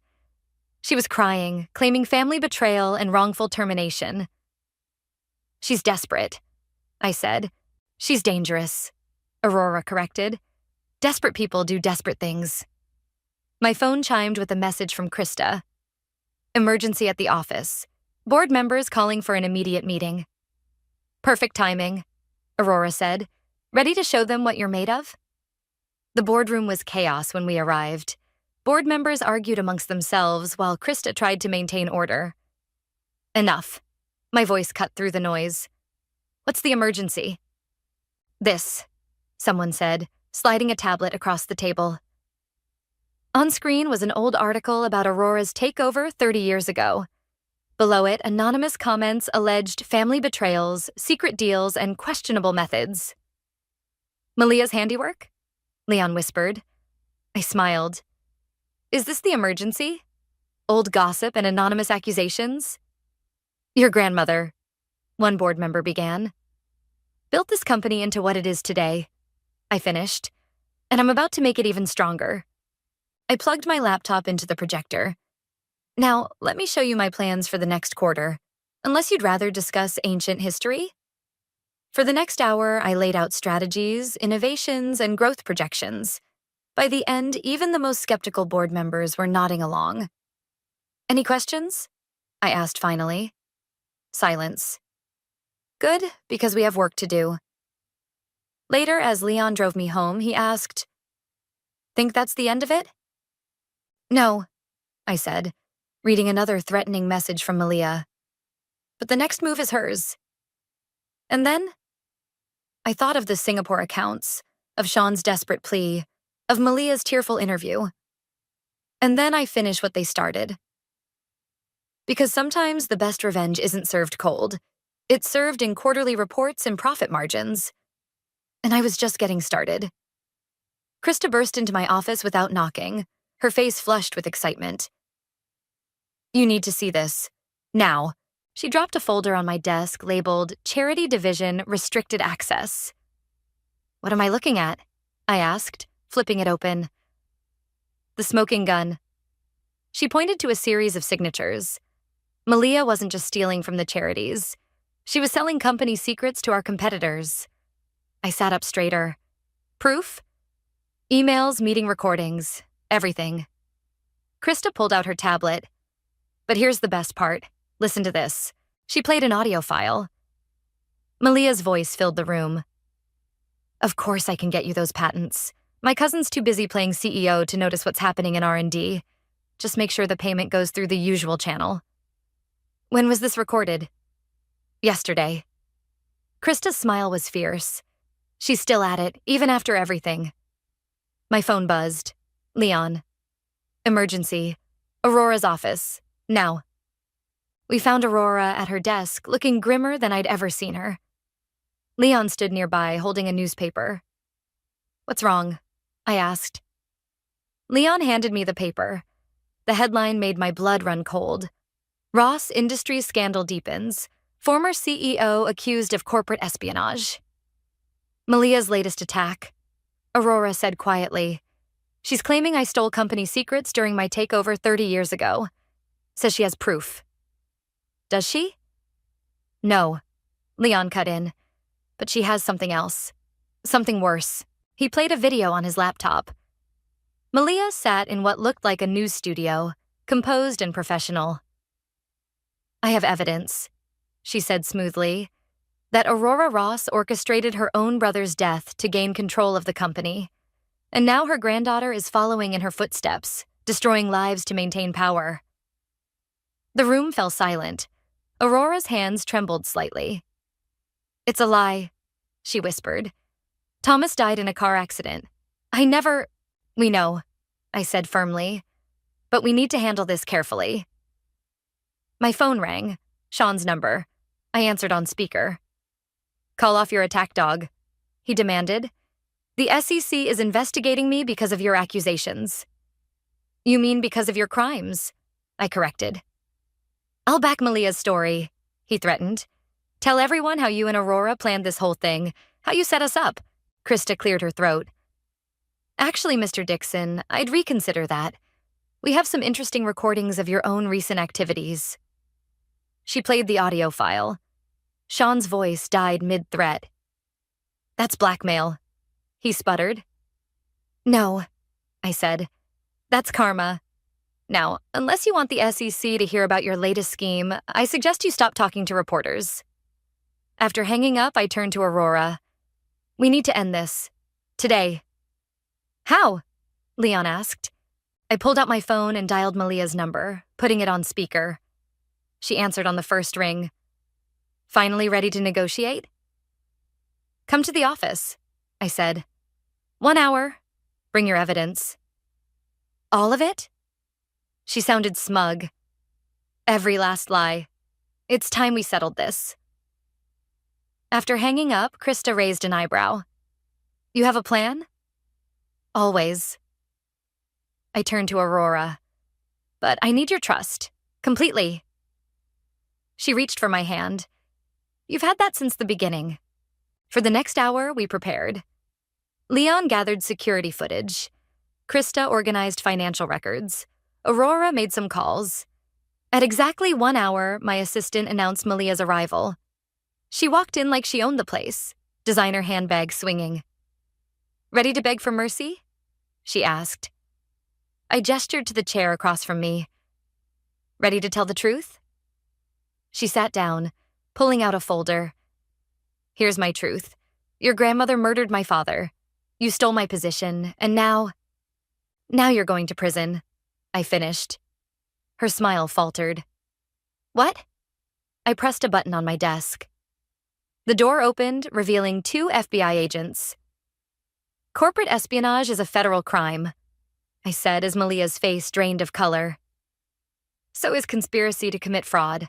Would you like to see your truth?" The agent stepped forward as I played Krista's recording. Malia lunged for her bag, but Leon was faster. "The patents you tried to sell?" I continued. "They were fakes. We've been tracking your moves for weeks." "You can't," she started. "Can't what? Protect my company? My family?" I stood up. "You should have remembered something, Malia. I learned from the best." As the agents led her away, she screamed, "You're just like her. A cold-hearted bit." The door closed, cutting off her words. Leon whistled. "That was justice," I finished. "Now let's clean up this mess. Because sometimes the best revenge isn't just about winning, it's about making sure they never forget who beat them." And Malia would have plenty of time to remember in federal prison. The news of Malia's arrest exploded across media channels. I watched from my office as reporters swarmed the building entrance, hungry for comments. My phone hadn't stopped buzzing since morning. "Your 3 o'clock is here," my assistant announced. Sean walked in, looking nothing like the confident man who'd once shared my bed. His suit was wrinkled, his eyes haunted.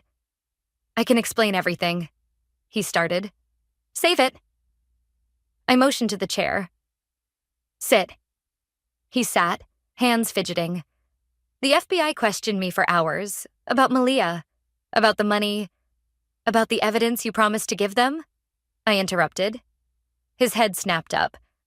"How did you know you turned informant?" I smiled. "Who do you think suggested it to them?" Leon entered, carrying a thick folder. "Everything's ready." "Perfect timing." I opened the folder. "So, Sean, let's discuss your immunity deal." "What immunity deal?" "The one you're about to sign." I slid papers across the desk. "In exchange for your full testimony against Malia and her contacts." He grabbed the papers, reading frantically. This would keep me out of prison?" "Mostly," Leon said. "You'll still face penalties, but no jail time." "Why would you help me?" I leaned forward. "Because watching you testify against your lover will be so much more satisfying than watching you rot in prison." His hands shook as he signed. "What happens now?" "Now?" I pressed the intercom. "Now you tell everything to them." 2 federal agents entered. Sean's face went pale. "Remember?" I said as they let him out. "Every detail. Every meeting, every transaction. Don't leave anything out." After they left, Leon whistled. "Brutal. Necessary." I checked my phone. 3 missed calls from Aurora. "How's the press handling it?" "See for yourself." He turned on the TV. Malia's arrest footage played on repeat, followed by clips of Sean entering the federal building. "Ross Industries CEO uncovers major financial scandal," the headline read. My phone buzzed again. Krista this time. "Emergency board meeting called. They're demanding answers." Good. I gathered my files. Time to end this. The boardroom was packed when I arrived. Board members whispered among themselves, papers rustling nervously. "Ladies and gentlemen," I began, "you've all seen the news. Now let me tell you the truth." For the next hour, I laid out everything. The fraud, the attempted corporate espionage, the international accounts. With each revelation, the whispers died down. "Questions?" I asked finally. One board member raised his hand.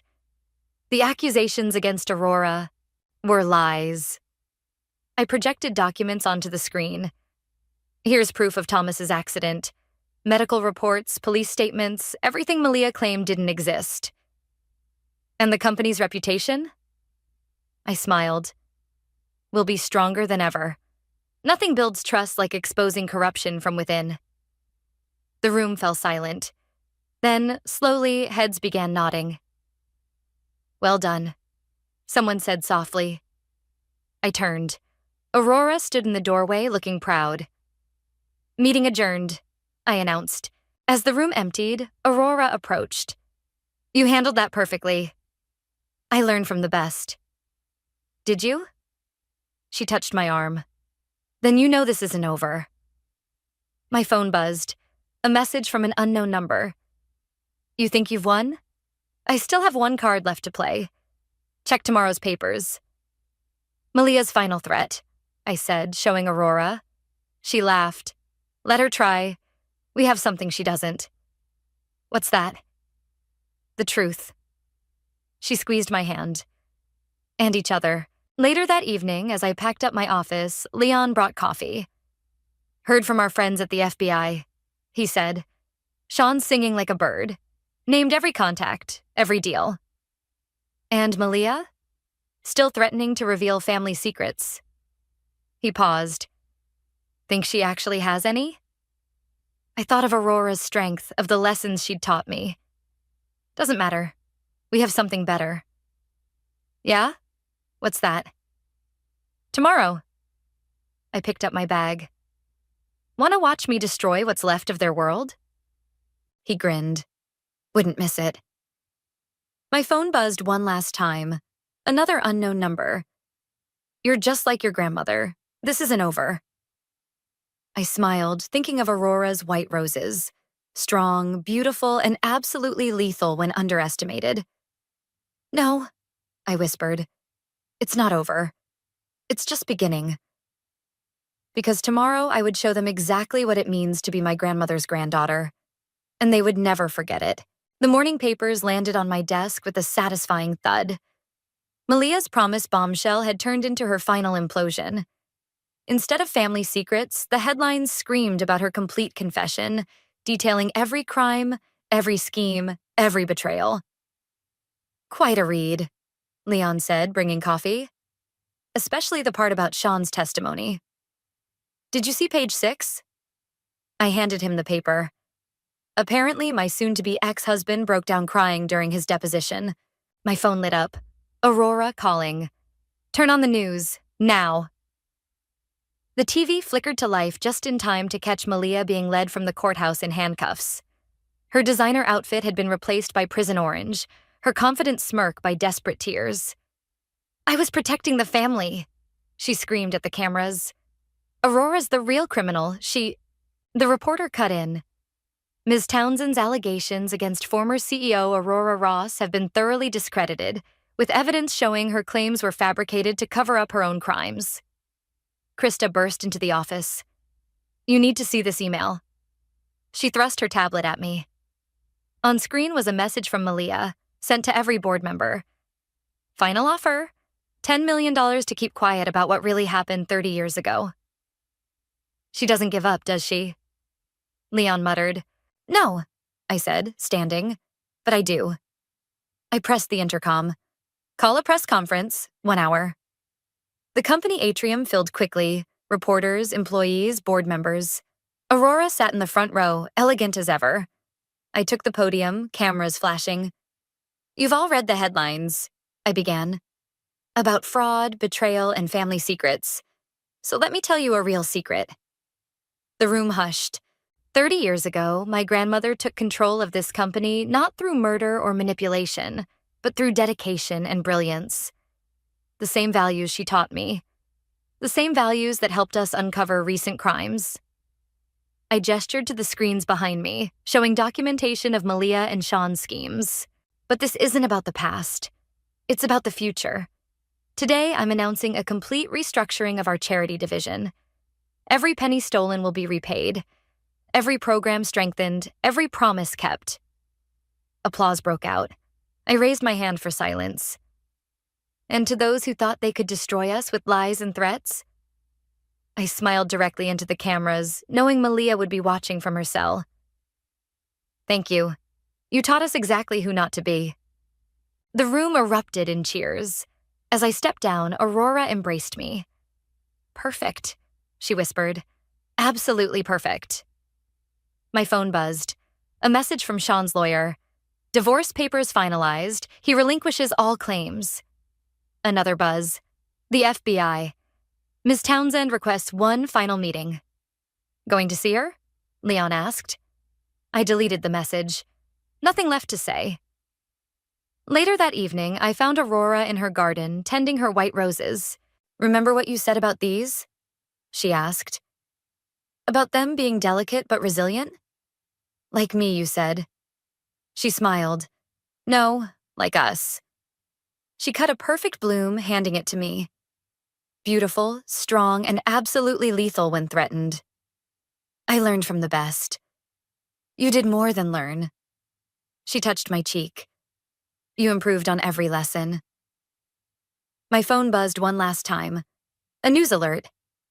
Malia Townsend sentenced. 15 years for corporate fraud. Was it worth it? Aurora asked softly. The pain? The betrayal? I looked around at the garden, thinking of everything that had led to this moment. The discovery of Sean's affair. Malia's smugness. Their certainty that I was too weak, too focused on work to fight back. Every second, I said. Because sometimes revenge isn't about destroying your enemies. It's about becoming so powerful they destroy themselves trying to tear you down. The board wants to discuss expansion plans, I said, standing, ready to watch me build something even bigger? Aurora linked her arm through mine. Lead the way. As we walked inside, I caught my reflection in the window. The woman staring back wasn't a victim anymore. She wasn't even just a survivor. She was a force of nature, shaped by betrayal, but not broken by it. Strengthened by pain, but not hardened against love. Ready to create something magnificent from the ashes of destruction. And she was just getting started. Because the best revenge isn't just about winning the game. It's about changing the rules entirely. And that's exactly what I plan to do. Starting now. I stood in front of the full-length mirror, draped in white silk and lace, wondering if this was how every bride felt on her wedding day, like she was starring in someone else's fairy tale. My name is Zuriel, and in less than 3 hours I was supposed to marry the man of my dreams. Instead, I was fighting the urge to rip off my veil and run. "You look perfect," Hallie gushed, adjusting my train for the 100th time. "Leo won't be able to take his eyes off you." I caught her reflection in the mirror. My sister's smile didn't quite reach her eyes. Something was off, had been off for weeks now. The way she'd hover during my phone calls, her sudden interest in my financial planning meetings, those hushed conversations that stopped whenever I entered a room. "Thanks," I managed, forcing a smile. "Could you grab my phone from my purse? I want to check if Mom's arrived." The moment Hallie left the bridal suite, I let out a breath I didn't know I'd been holding. The knock on the door made me jump. "Zur?" Elise's familiar voice called out. "You decent?" "Come in," I said, relief washing over me at the sight of my best friend's face. "Please tell me you brought coffee." She slipped inside, 2 paper cups in hand. "Better. I brought vodka." I laughed, but it came out hollow. "That obvious, huh? You look like you're about to attend a funeral, not your wedding." Elise handed me a cup. "Spill. What's wrong?" Before I could answer, voices drifted up from the garden below. My father's distinctive tone made me freeze. "Everything's in place," he was saying. "Once they're married, Leo will have access to her trust fund. The paperwork's ironclad." "And she doesn't suspect anything?" Leo's voice. My fiancé's voice, discussing my money with my father. Zuriel's always been naive when it comes to family, just like her mother. The coffee cup slipped from my fingers, splashing across the pristine carpet. Elise grabbed my arm, steadying me. "Those bastards," she whispered. I moved to the window, careful to stay hidden behind the curtain. Leo and my father stood by the rose garden, heads bent together like conspirators. Which, I realized with a sick feeling in my stomach, was exactly what they were. "I need your phone," I said to Elise, my voice surprisingly steady. "Mine's with Hallie, and I need to record this." She handed it over without question. I hit record just as Leo spoke again. "The prenup won't be a problem?" My father laughed. "Already taken care of. The lawyer's an old friend, made sure there were enough loopholes to drive a truck through. Within 6 months, you'll have full access to her inheritance." "And Hallie? She's still on board?" "My eldest knows what's good for her. Besides, her cut's already been negotiated." I stopped recording, my hands shaking. "My own sister," I whispered. "My own family." Elise pulled me into a fierce hug. "What are you going to do?" The door opened, and Hallie breezed back in, my phone in hand. "Sorry it took so long. Mom's stuck in traffic, but she'll be here soon." She paused, taking in the scene. "Everything okay?" I looked at my sister, really looked at her. The designer bridesmaid dress she'd insisted on, the new diamond earrings she shouldn't have been able to afford on her teacher's salary, all the pieces falling into place.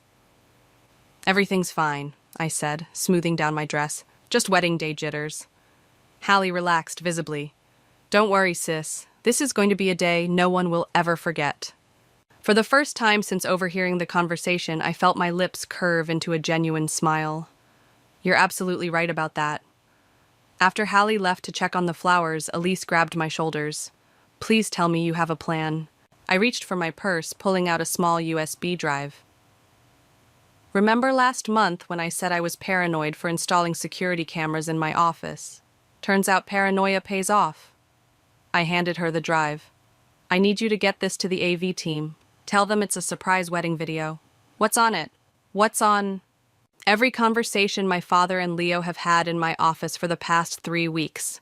Every plot, every scheme, Every betrayal. I straightened my veil, a calm settling over me. They want a show? I'll give them one they'll never forget. Zur, Elise said softly. Are you sure about this? I met my reflection's gaze in the mirror. The woman staring back wasn't a victim.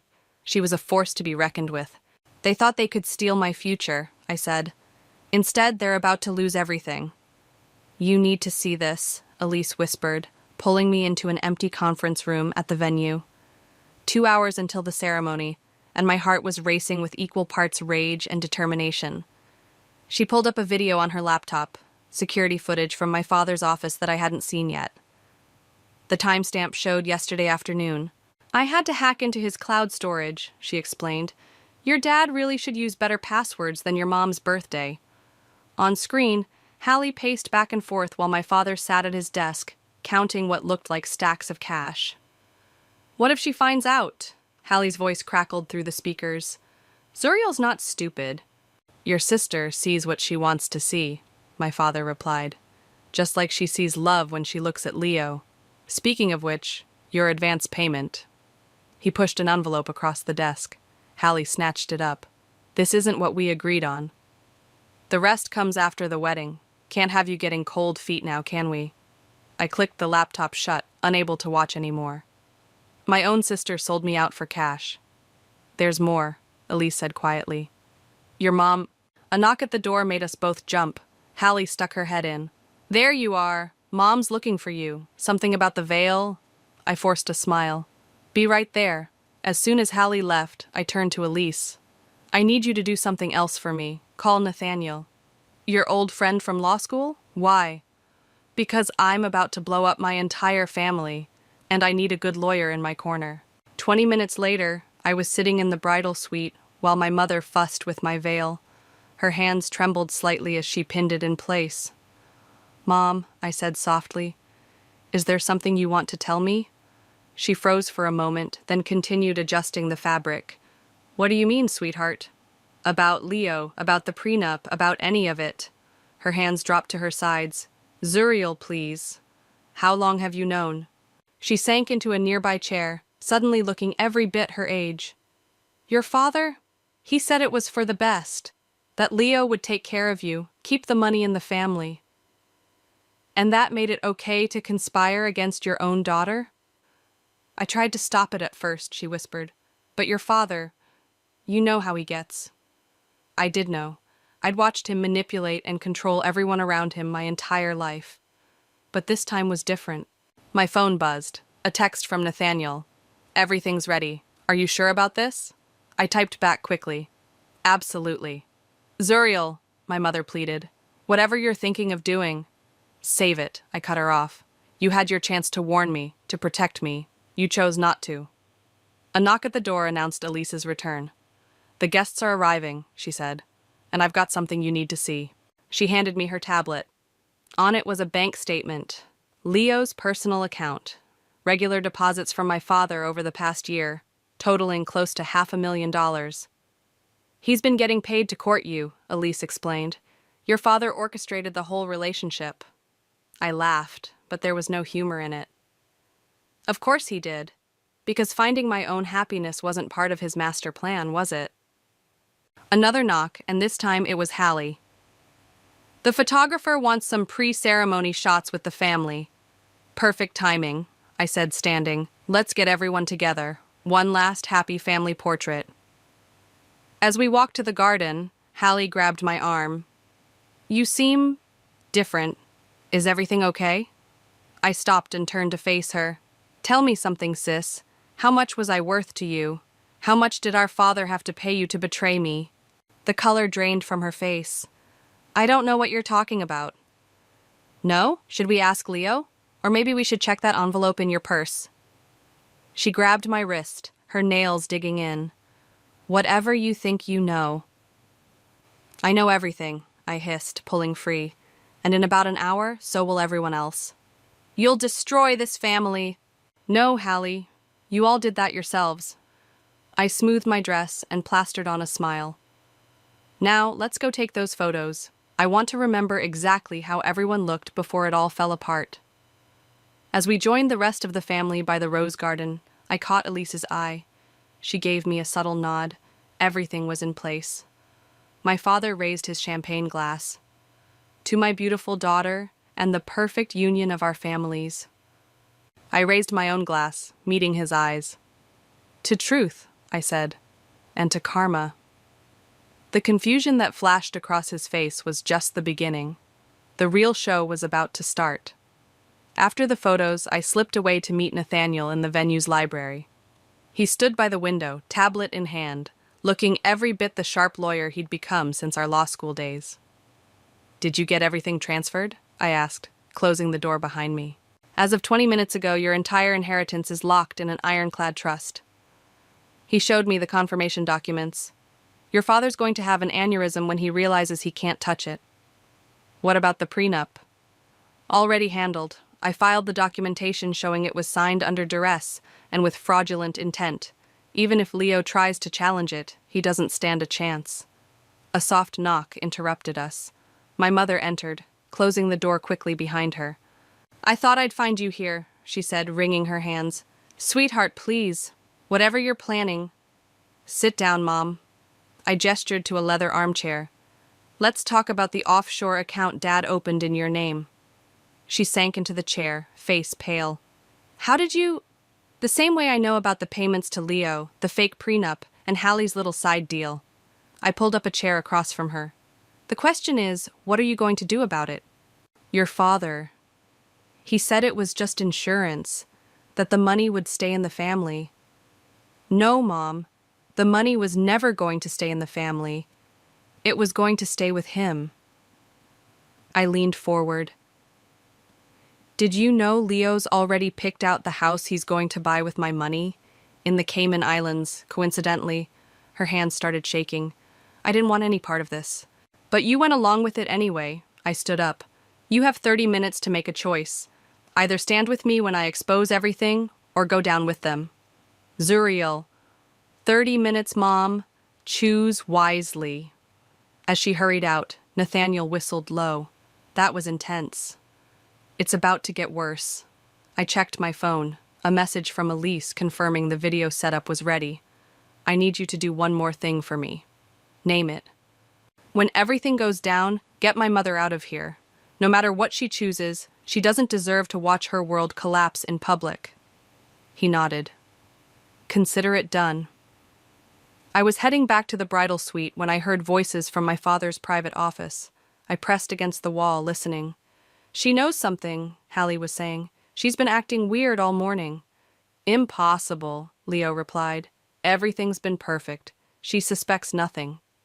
"Then why did she ask about the envelope? About how much I was paid?" "Both of you, shut up," my father snapped. "The ceremony starts in 20 minutes. Get it together." "But Dad—" I said, "Shut up. This wedding is happening. Everything we've worked for depends on it." I pulled out my phone and started recording. "And what exactly have we worked for, Dad?" I stepped into the doorway, phone raised. "Please, enlighten me." The color drained from their faces. Leo recovered first, moving toward me with his arms outstretched. "Baby, what are you doing here? It's bad luck to—" "Save it." I backed away from his reach. "I've had enough luck with you to last a lifetime." My father stood, his face darkening. "Whatever you think you know. I know everything." I held up my phone. "And now I have this conversation too. Should we add it to the highlight reel?" "Highlight reel?" Hallie's voice cracked. "Oh, didn't Dad tell you? All those private conversations in his office?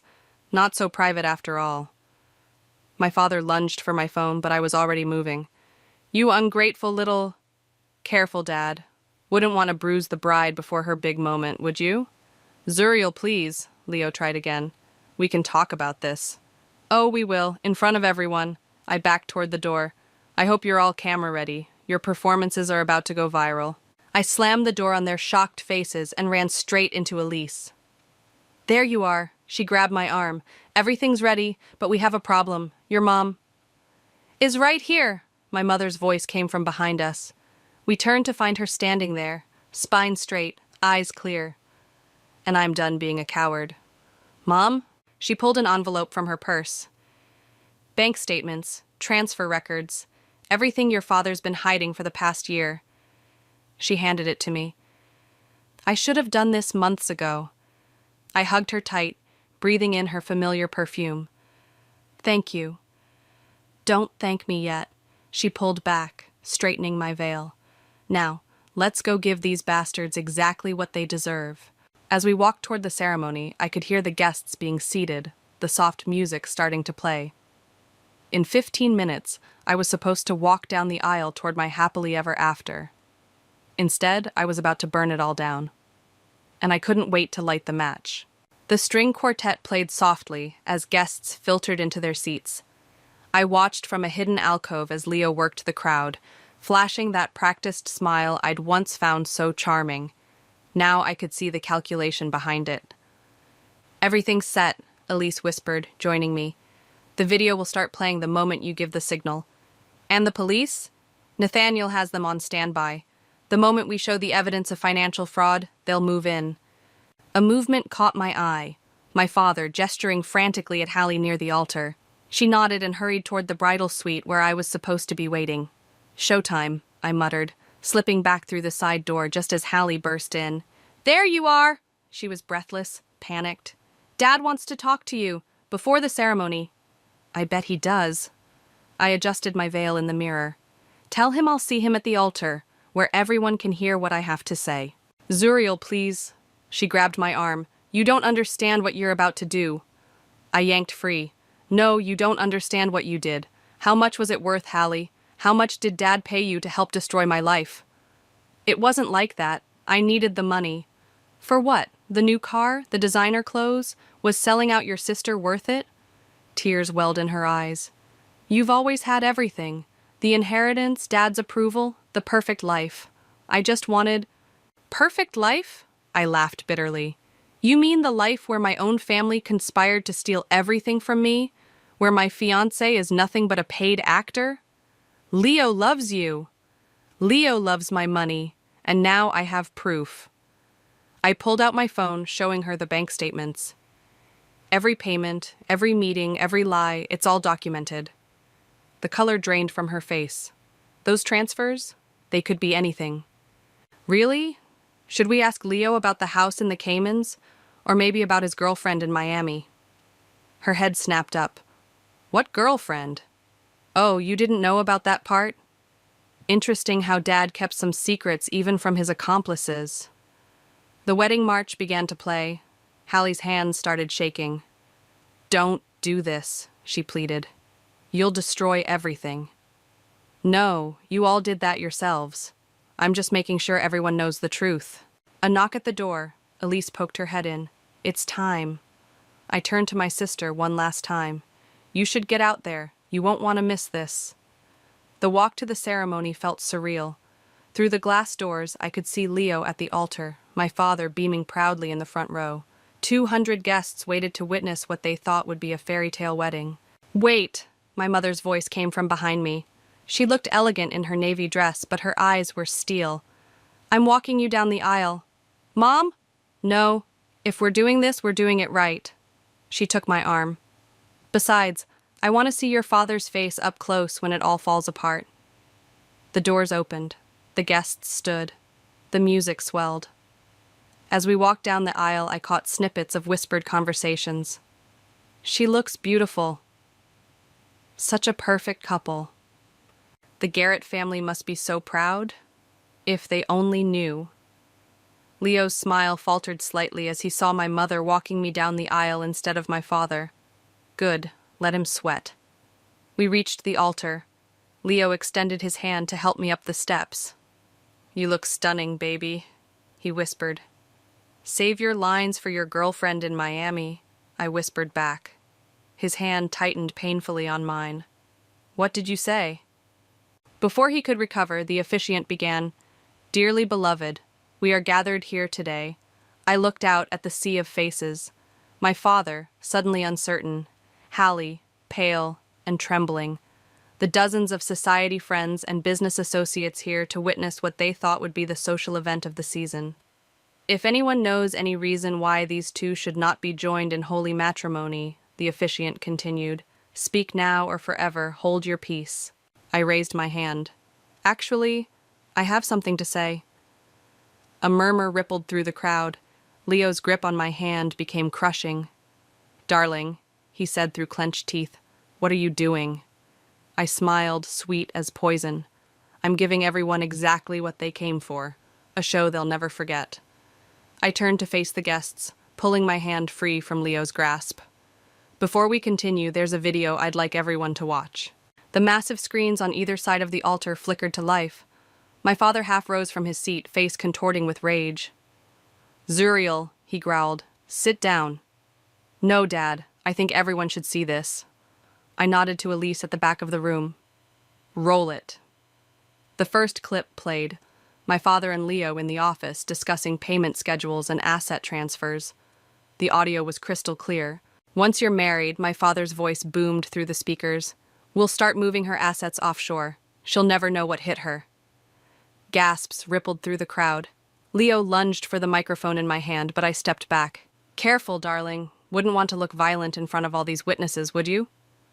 The next clip showed Hallie counting stacks of cash. And she really doesn't suspect anything? Your sister's too busy planning her perfect wedding, my father's voice replied. By the time she figures it out, the money will be gone. Someone in the audience shouted, Turn it off!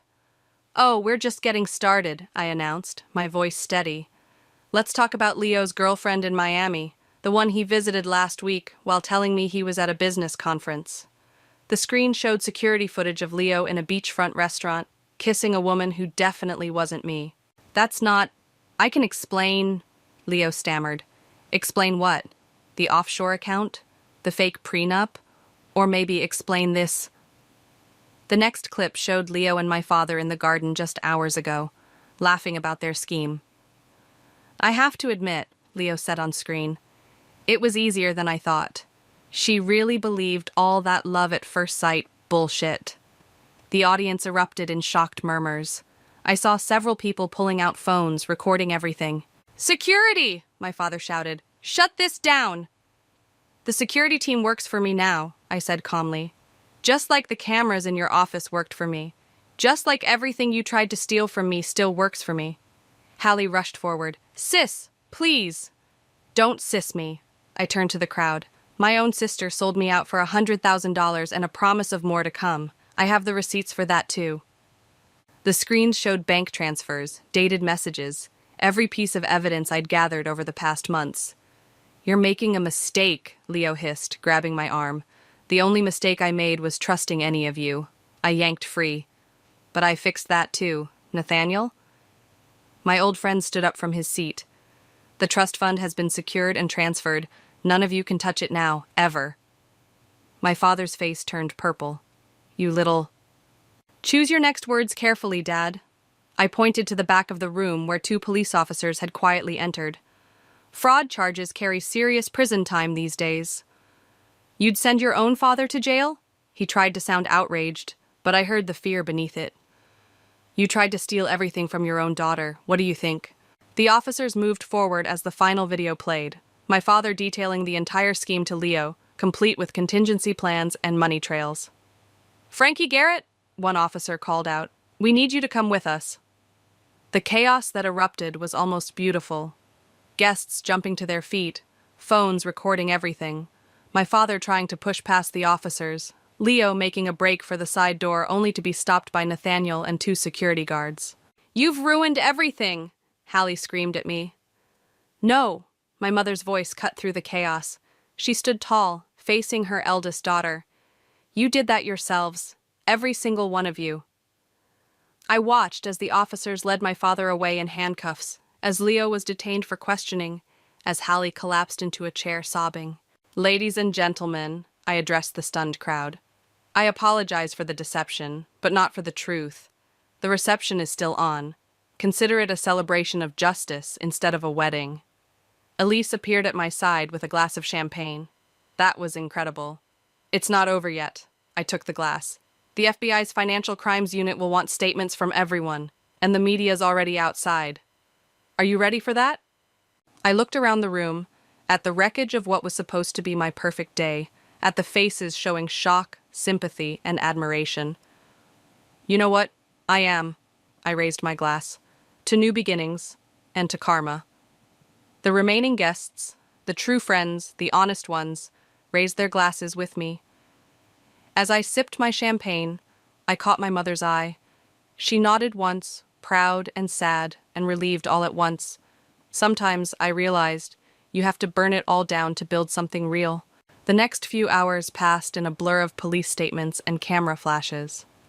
I sat in what was supposed to be the bridal suite, now transformed into an impromptu interview room, as Detective Morris reviewed my evidence. "This is impressive work," she said, scrolling through the files on her laptop. "Most victims don't document things this thoroughly." I'm not most victims. I'd changed out of my wedding dress into a simple black suit. And I'm not done yet. A knock at the door. Nathaniel entered with a stack of papers. "The FBI's here. They're particularly interested in the offshore accounts." "Ms. Garrett," Detective Morris leaned forward. "Your father's asking to speak with you." "No." I stood up, straightening my jacket. "He can talk to my lawyers." Another knock, this time it was Elise. "You need to see this." She held up her phone, showing a breaking news headline. "Society wedding turns to scandal. Prominent businessman arrested for fraud." "It's everywhere," she said. "Social media's blowing up. People are calling you a hero." "I don't feel like a hero." I took the phone, scanning the comments. "I feel like someone who just lost their entire family." "Not your entire family," my mother said from the doorway. She looked exhausted but determined. "I just finished my statement to the FBI, told them everything I know about your father's dealings." "Mom, you didn't have to." "Yes, I did. It's time I stopped being a coward." She crossed the room and took my hands. "I'm so proud of you." The moment was interrupted by shouting from the hallway, Hallie's voice getting closer. "She's my sister! You can't keep me out!" Two security guards appeared, restraining her. Her mascara was streaked with tears, her bridesmaid dress wrinkled. "Let her in," I said quietly. Hallie stumbled forward as the guards released her. "They're taking Dad to federal prison. Leo's being charged with conspiracy. Everything's falling apart." Funny how consequences work, isn't it? You have to help them. We're family. Family? I laughed bitterly. Was it family when you helped Dad plan to steal my inheritance? When you took payments to spy on me? I needed the money. You've always had everything handed to you. I had nothing handed to me. My voice cracked like a whip. That inheritance? I earned it, working 16-hour days at the company while you were partying through college, being the perfect daughter while you did whatever you wanted. "Girls," our mother stepped between us. "Enough." "No, Mom, not enough." I turned back to Hallie. "You want to know the difference between us? I would have helped you if you'd asked. I would have shared everything I had. But instead, you chose to steal it." Hallie's face crumpled. "What am I supposed to do now?" "Get a good lawyer. You're going to need one." I nodded to the guards. "We're done here." As they led her away, Detective Morris cleared her throat. "There's one more thing. Leo's requesting immunity in exchange for information about other schemes your father was running." "Of course he is." I wasn't even surprised anymore. "Tell him he can rot in jail with the rest of them." Nathaniel touched my arm. "The press is waiting outside. Are you ready to make a statement?" "Actually," I pulled out my phone, "I have a better idea." I opened Twitter and started typing. "To everyone asking about today's events. Yes, I exposed my own wedding as a fraud. Yes, I had my father arrested. Yes, I caught my fiancé planning to steal my inheritance. And no, I'm not sorry." "Are you sure about this?" Elise asked as I continued typing. "The truth is," I read aloud as I typed, "sometimes the people closest to you are the ones who will hurt you the most. But that doesn't mean you have to let them." I hit post and watched as the likes and retweets immediately started rolling in. "What now?" my mother asked softly. "Now?" I looked around the room at the people who had stood by me. Elise, Nathaniel, my mother. The ones who chose truth over deception, loyalty over greed. Now we rebuild. But first, I believe there's still a reception happening downstairs. You're not seriously going to— Oh, I am, I smiled, feeling lighter than I had in months. They wanted a show? Let's give them one. A celebration of justice instead of a wedding, remember? As we walked toward the reception hall, I could hear the music playing, the murmur of voices, the click of cameras. But for the first time in years, I felt completely, utterly free. Ready? Elise asked, linking her arm through mine. Ready, I replied, pushing open the doors. Time to show them what real power looks like. The reception hall fell silent as I entered. Hundreds of eyes turned to watch me walk to the center of the room, where the first dance should have happened. Instead, I took the microphone from the band's lead singer. Thank you all for staying, I said, my voice steady. I know this isn't the celebration you expected. You're damn right it's not. A man stood up, Leo's father. You've destroyed both our families. No, sir, your son and my father did that when they decided to commit fraud. I held up my phone. Would you like to see the video of Leo planning to empty my accounts and flee to the Caymans? He sat down abruptly. I've been getting messages asking why I did this so publicly, I continued. Why not handle it privately? Here's why. I nodded to Elise, who started a new video on the screens. This time, it showed other victims. 3 different women, all telling similar stories about Leo and my father's schemes. Sarah lost her tech company, I narrated as the first woman spoke. Maria lost her inheritance. Rebecca lost her family business. All of them stayed quiet out of shame. All of them were told to handle it privately. The room erupted in whispers as more faces appeared on screen. More victims, more stories. My father and Leo didn't just target me, I said over the growing murmurs. They've been doing this for years, but they picked the wrong target this time. Nathaniel stepped forward with a stack of papers. These are civil suits being filed on behalf of all the victims. The FBI is already freezing accounts and seizing assets. You can't do this, Leo's mother shrieked, standing up. We have rights. Yes, you do. You have the right to remain silent, Detective Morris called out as she entered with more officers, which I suggest you exercise while we discuss your role in these schemes. As they led Leo's parents away, my mother took the microphone. I enabled this, she announced, her voice shaking slightly. By staying silent, by looking the other way, I helped them hurt people. That ends today. She turned to me. My daughter taught me that real strength isn't in keeping secrets, it's in exposing them. Applause broke out, scattered at first, then building. I saw phones recording everything, social media notifications flooding my screen. The company, someone called out. What happens to Garrett Industries? I'm glad you asked, I smiled. As of this morning, I've assumed control as CEO. Our first order of business, a victim restitution fund. More applause, more cameras flashing. But that's not all, I continued. Elise? My best friend stepped forward, tablet in hand. We've uncovered evidence of systematic fraud across multiple industries, names, dates, transactions, everything. Which means, I took back the microphone, this isn't just about my wedding anymore. This is about justice for everyone they've hurt. The doors burst open again. Hallie stood there, still in her bridesmaid dress, mascara streaked across her face. Is this what you wanted? She screamed. To destroy everything? No, Hallie. This is what you wanted. I kept my voice calm. You wanted money? Power? Well, congratulations. You're about to be famous, just not the way you planned. The screens showed her bank statements, the payments, the recorded conversations about betraying me.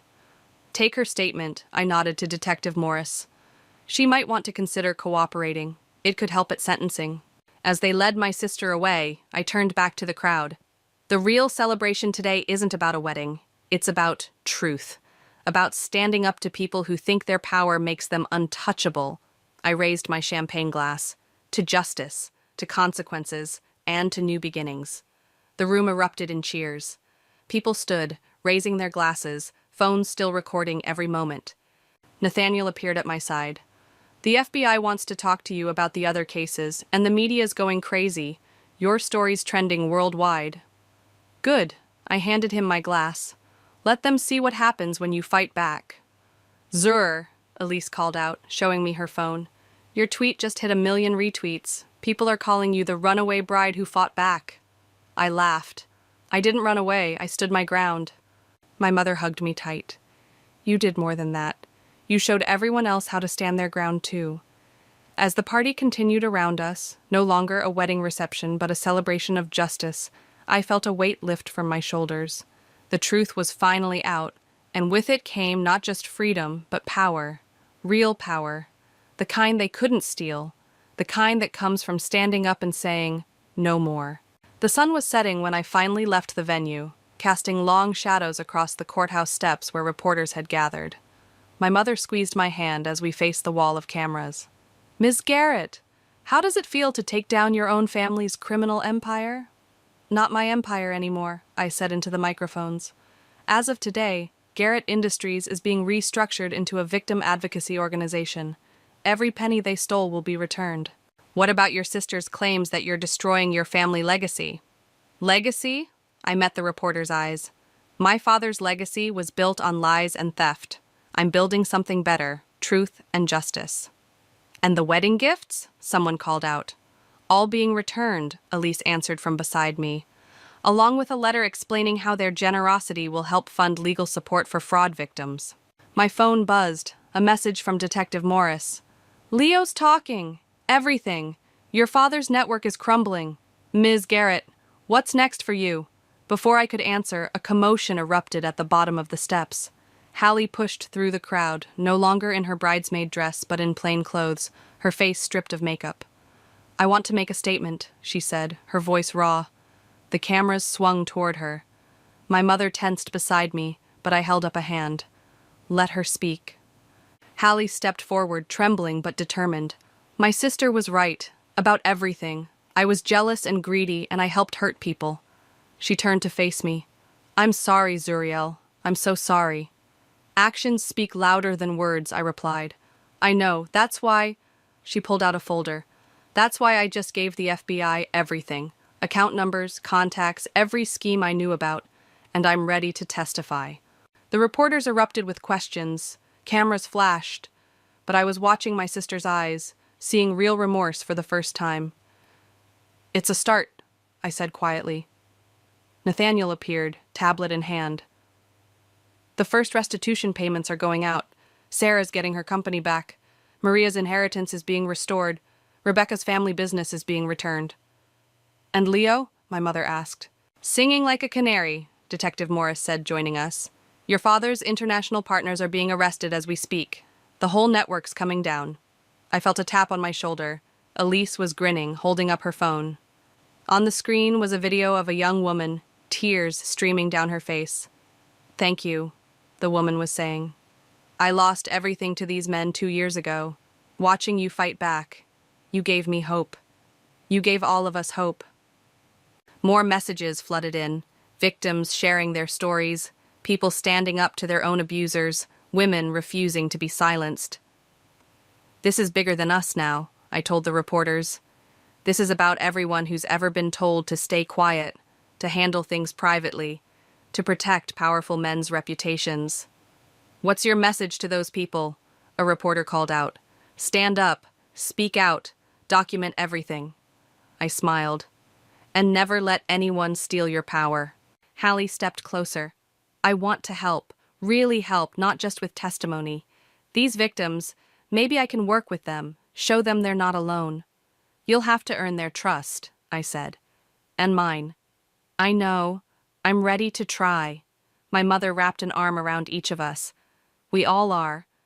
As the sun disappeared behind the courthouse, casting the world in shades of purple and gold, I looked at the people around me. My mother, finding her strength. My sister, choosing redemption. My friends, standing firm through everything.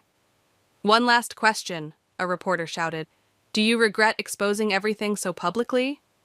I thought about the videos still circulating online, the stories being shared, the victims finding their voices. No, I said firmly. Some things need to be dragged into the light. Some truths need to be shouted from the rooftops. I turned to face the cameras one last time. They thought they could silence me with shame. Instead, I'm starting a revolution of truth-tellers. And we're just getting started.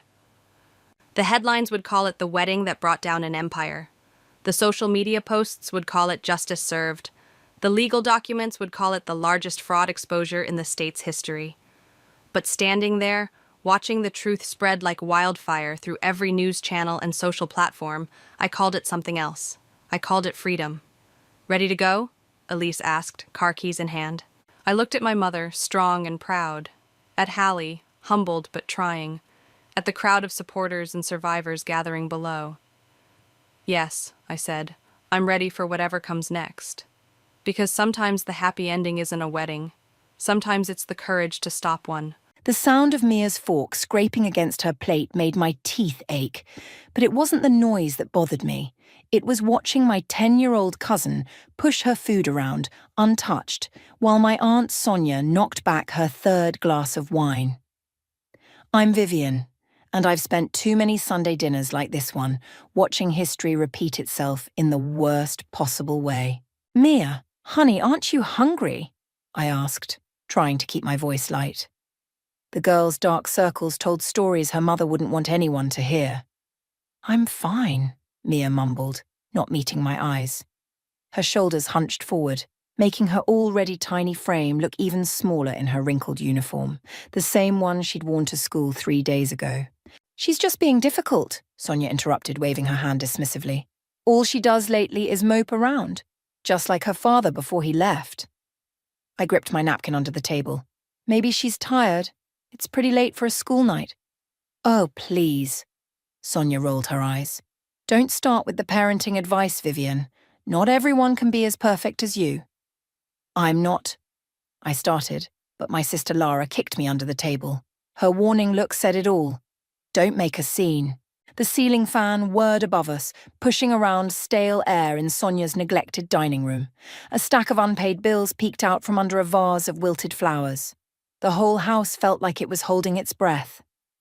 "Can I be excused?" Mia asked quietly. "Whatever," Sonia muttered, already reaching for the wine bottle again. "Just keep it down. I have a headache." Mia slipped away like a shadow, and I counted to 10 in my head before speaking. "She needs help with homework. I'll check on her." I found Mia in her room, sitting cross-legged on an unmade bed. The walls were bare except for a single photo, Mia and me at the beach last summer, both grinning with ice cream-stained faces. "Hey, kiddo." I sat beside her, the mattress creaking under our combined weight. "Rough day?" She shrugged, picking at a loose thread on her skirt. "Mum forgot to wash my other uniforms again." "I could take them home and—" "No!" Mia's eyes widened with panic. "She'll get mad if she thinks I complained." My heart cracked a little more. "What about breakfast? Did you eat this morning?" Another shrug. "There wasn't anything. It's okay, though. Jessica at school shares her lunch sometimes." I heard glass breaking downstairs, followed by Sonia's sharp laugh and Lara's murmured response. Some things never changed, except now there was a child caught in the crossfire. "Listen," I said, pulling out my phone. "I'm putting my number in your favorites. Any time, day or night, you call me if you need anything, promise?" Mia nodded, but her eyes darted toward the door. "She's coming." Sure enough, Sonia's unsteady footsteps approached. I quickly stood up, trying to look casual as she appeared in the doorway. "What's this little meeting about?" Sonia's words slurred slightly. "Telling tales about Mommy?" "Just helping with math homework," I lied smoothly. "Right." Sonia's laugh was bitter. "Saint Vivienne, always trying to save everyone. Why don't you focus on your own sad, empty life instead of interfering with mine?" "Mom, please," Mia whispered. "Bed now." Sonia pointed at Mia. "And you." She turned to me. "Get out of my house." I hesitated, looking at Mia. She gave me a tiny nod, our secret signal that she'd be okay. For tonight, at least. Downstairs, Lara was already gathering her things. "Don't," she warned as I opened my mouth. "Not here." We stepped into the cool night air, and I waited until we reached my car before exploding. "We can't keep pretending this is okay. What do you want to do?" Lara asked, tiredly. "Call CPS again. They've been here 3 times and nothing's changed." "Then we try something else." My hands shook as I gripped the steering wheel. "I won't let her grow up like we did. I can't." Through the upstairs window, I saw Mia's small figure at the glass. She raised her hand in a wave, and something inside me solidified into steel. I'm getting her out, I said. Whatever it takes. Lara's sharp intake of breath told me she understood exactly what I meant. Viv, think about what you're saying. The family drama, the legal battles. Look at her, Lara. I nodded toward the window where Mia's silhouette had disappeared into darkness. Tell me she deserves this life. My sister said nothing, but her silence spoke volumes. As I started the car, my phone buzzed with a text from Mia. Thank you for coming tonight.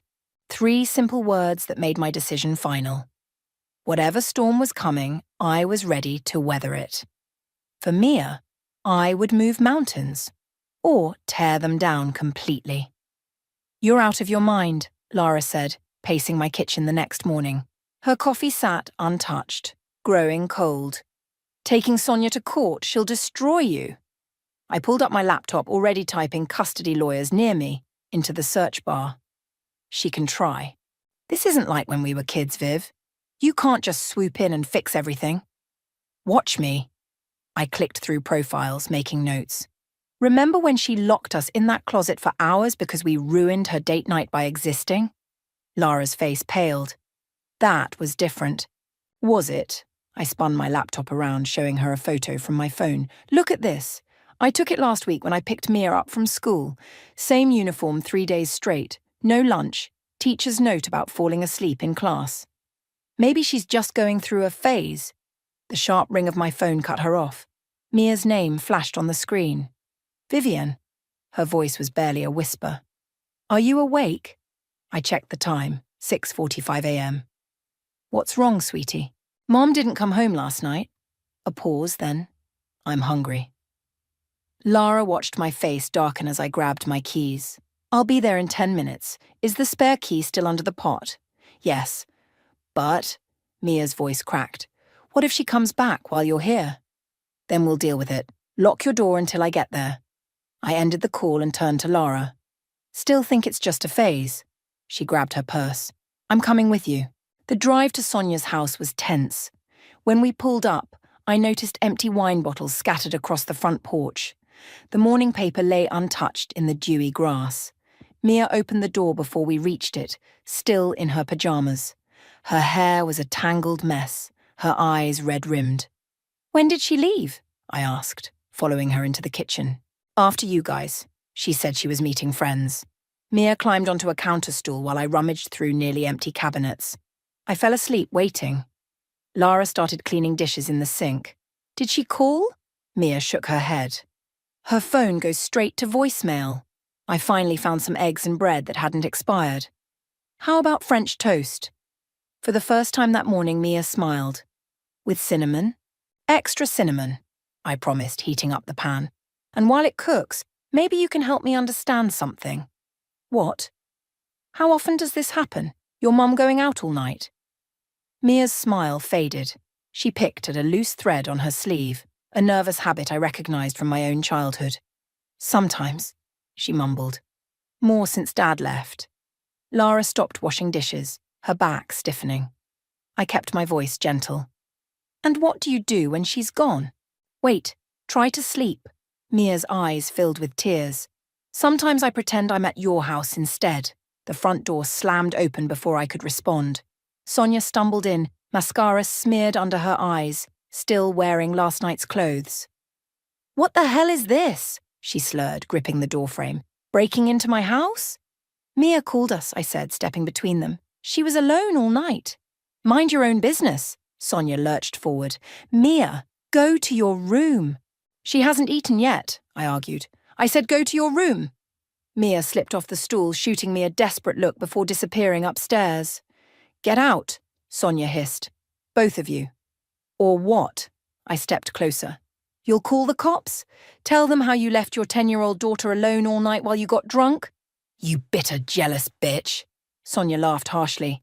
Still can't stand that your mother chose me over you, can you? Lara grabbed my arm as I tensed. Viv, don't. That's right, Sonia taunted. Listen to your sister. Leave my family alone. Family? I yanked free from Lara's grip. You don't deserve that word, and you don't deserve Mia. Threats now? Sonia's eyes narrowed. Try it. See what happens. My phone buzzed. A text from Mia upstairs. Please don't leave me. This isn't over, I promised, heading for the door. Lara followed, shooting worried glances between us.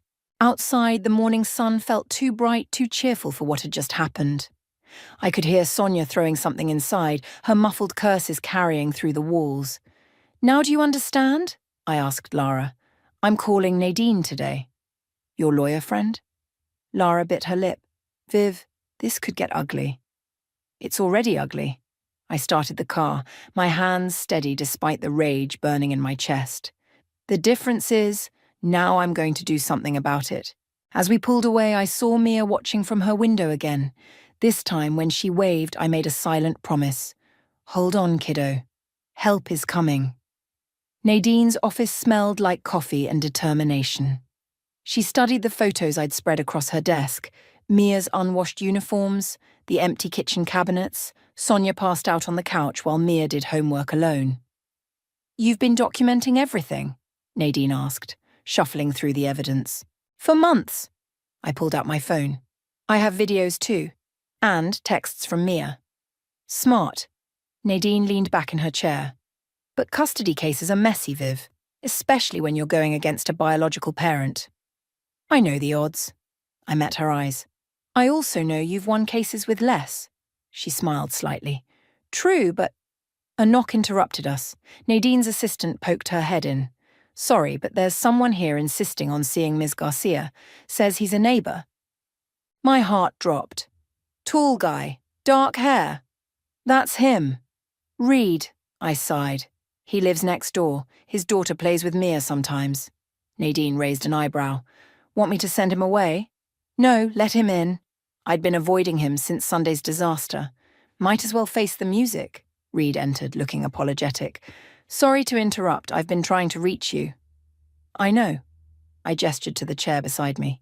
Sit. This is Nadine, my lawyer. Lawyer? Reed's expression shifted from concerned to alarmed. Is this about Sunday?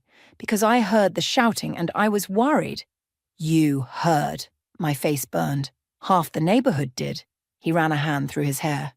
Look, I know it's none of my business, but Mia's been coming over more lately. Sophie, my daughter. She tells me things.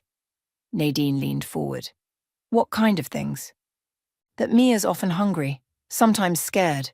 Reed looked at me. Last week she slept over because her mom didn't come home. I wanted to say something, but it's complicated, I finished. Not anymore. Nadine pulled out a legal pad. Mr. Reed Davidson. Mr. Davidson, would you be willing to make a formal statement about what you've witnessed? He nodded without hesitation. Whatever helps Mia. My phone buzzed. Another text from Lara. Sonia's looking for a lawyer too. She knows something's up. We need to move fast, I told Nadine, before she can hide anything. Already on it. Nadine typed rapidly on her computer. I'm filing for emergency temporary custody today. Reed's statement will help, especially since he's an unbiased witness. Unbiased? Reed's laugh was soft.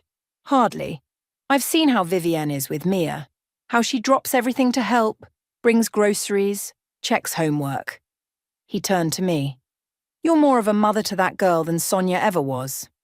Something warm flickered in my chest, but before I could respond, my phone rang. Mia's ringtone. Hey, kiddo. Aren't you in school?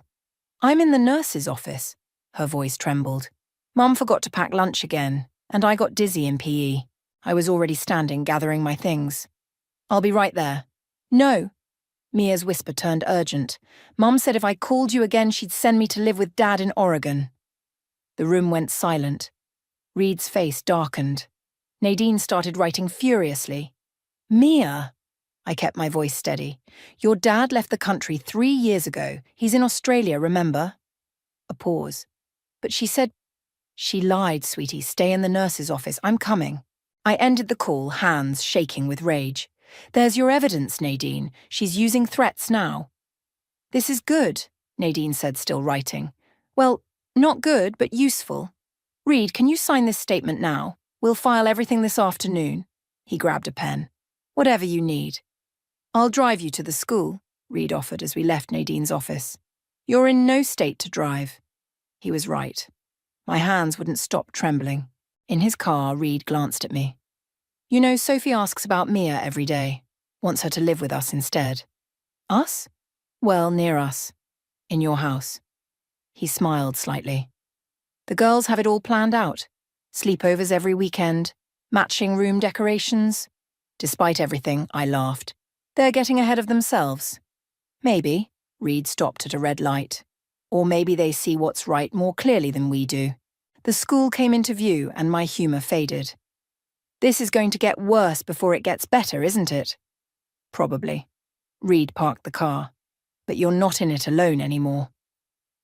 I looked at him, really looked, and saw the same determination I felt. Thank you.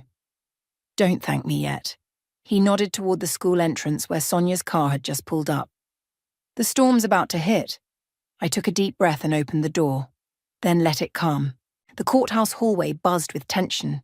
Sonia sat across from me wearing a dress that probably cost more than my monthly rent, her hair and makeup perfect. The mask of the devoted mother. All rise, the bailiff called. Judge Morris entered, her eyes sharp as she surveyed the room. Nadine squeezed my hand before we stood. Custody hearing for minor child Mia Olsen, the judge announced. I understand we have an emergency petition. Sonia's lawyer, a slick man in an expensive suit, spoke first. Your Honour, this is a frivolous claim by a distant relative trying to break up a loving family. Loving? Nadine stood. We have documented evidence of neglect spanning months. Circumstantial, Sonia's lawyer countered. My client is a single mother doing her best. Her best? I couldn't help myself. She left her 10-year-old alone all night. Ms. Garcia, Judge Morris warned. Please address the court through your counsel. Nadine pulled out our evidence files. Your Honour, we have witness statements, school records, and photographic evidence of ongoing neglect. The judge reviewed the materials, her frown deepening. Sonia leaned over to whisper something to her lawyer. We call Mia's teacher Ms. Roberts, Nadine announced. The teacher took the stand, looking nervous but determined. Mia often comes to school in unwashed uniforms. She falls asleep in class regularly and rarely has lunch. And has Ms. Olsen responded to your concerns? She doesn't answer calls or attend parent meetings. Sonia's lawyer stood. Perhaps Ms. Olsen works hard to provide for her daughter. Not everyone can afford designer clothes. She spent $3,000 on a purse last month, I muttered. Nadine shot me a warning look. Next witness, Judge Morris called. Reed approached the stand, looking more formal than I'd ever seen him. He described finding Mia alone late at night, the times she came to his house hungry. And you live next door? The judge asked. Yes, Your Honour. My daughter and Mia are close friends, Sonia's lawyer pounced. How close are you with Ms. Garcia? Objection, Nadine stood. Relevance. I'm establishing potential bias, Your Honour. I'll allow it. Reed met my eyes briefly. We're neighbours. Friends. Just friends? The lawyer smirked. No romantic involvement that might motivate false testimony. My testimony is true, Reed said firmly, and my concern is for Mia's welfare. The morning dragged on with more witnesses. School nurses, neighbours. Each account made Sonia's face darker with rage. Then came the surprise I'd been dreading. We call Lara Garcia to the stand. My sister walked forward, not meeting my eyes. Sonia looked triumphant. Ms. Garcia, her lawyer began, tell us about your sister's childhood. Objection, Nadine stood. Relevance. Goes to character, Your Honour. Proceed. Lara gripped the stand. What do you want to know? Did your sister have trouble with authority, rebellion, violence? My stomach dropped. They were going to bring up the incident. Vivian protected me, Lara said quietly, when we lived with Sonia after our mom left. Please answer the question. Yes, Lara's voice cracked. She got into fights, but only because she was violent, unstable. No, Lara's composure broke. Because Sonia locked us in closets, because she'd leave us alone for days, because when I was Mia's age, Vivian was the only one who made sure I ate. The courtroom fell silent. Judge Morris leaned forward. Are you saying Ms. Olson abused you as children? Objection, Sonia's lawyer shouted. These are unfounded accusations from decades ago. They're true, Lara continued, tears streaming now. And she's doing the same thing to Mia. The only difference is this time, Vivian can actually do something about it. Sonia stood up, screaming, You ungrateful little... Order! Judge Morris banged her gavel. Ms. Olson, control yourself or I'll have you removed. Nadine handed the judge another file. We have police reports from that period, Your Honor. Never prosecuted because the girls were too afraid to testify. I watched Sonia's perfect mask crack. She lunged toward Lara, but bailiffs stepped between them. This is a setup, she shrieked. They're lying. I'm a good mother. Remove Ms. Olson, Judge Morris ordered.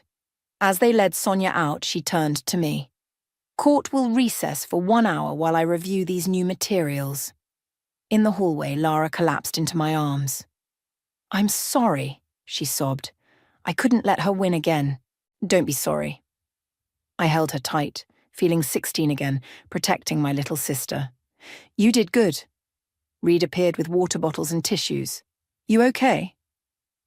Before I could answer, Nadine rushed over. Judge wants to see us in chambers. Now. I looked at Lara, then Reed. Whatever happens, go, they said together. Walking toward the judge's chambers, I heard Sonia's voice echo down the hall. I'll destroy you for this. But for the first time since this started, I wasn't afraid. The truth was finally coming out, and no amount of designer dresses or expensive lawyers could hide it anymore. Judge Morris's chambers felt smaller than I expected. She gestured for Nadine and me to sit, while Sonia's lawyer hovered by the door. Off the record, the judge began, removing her glasses.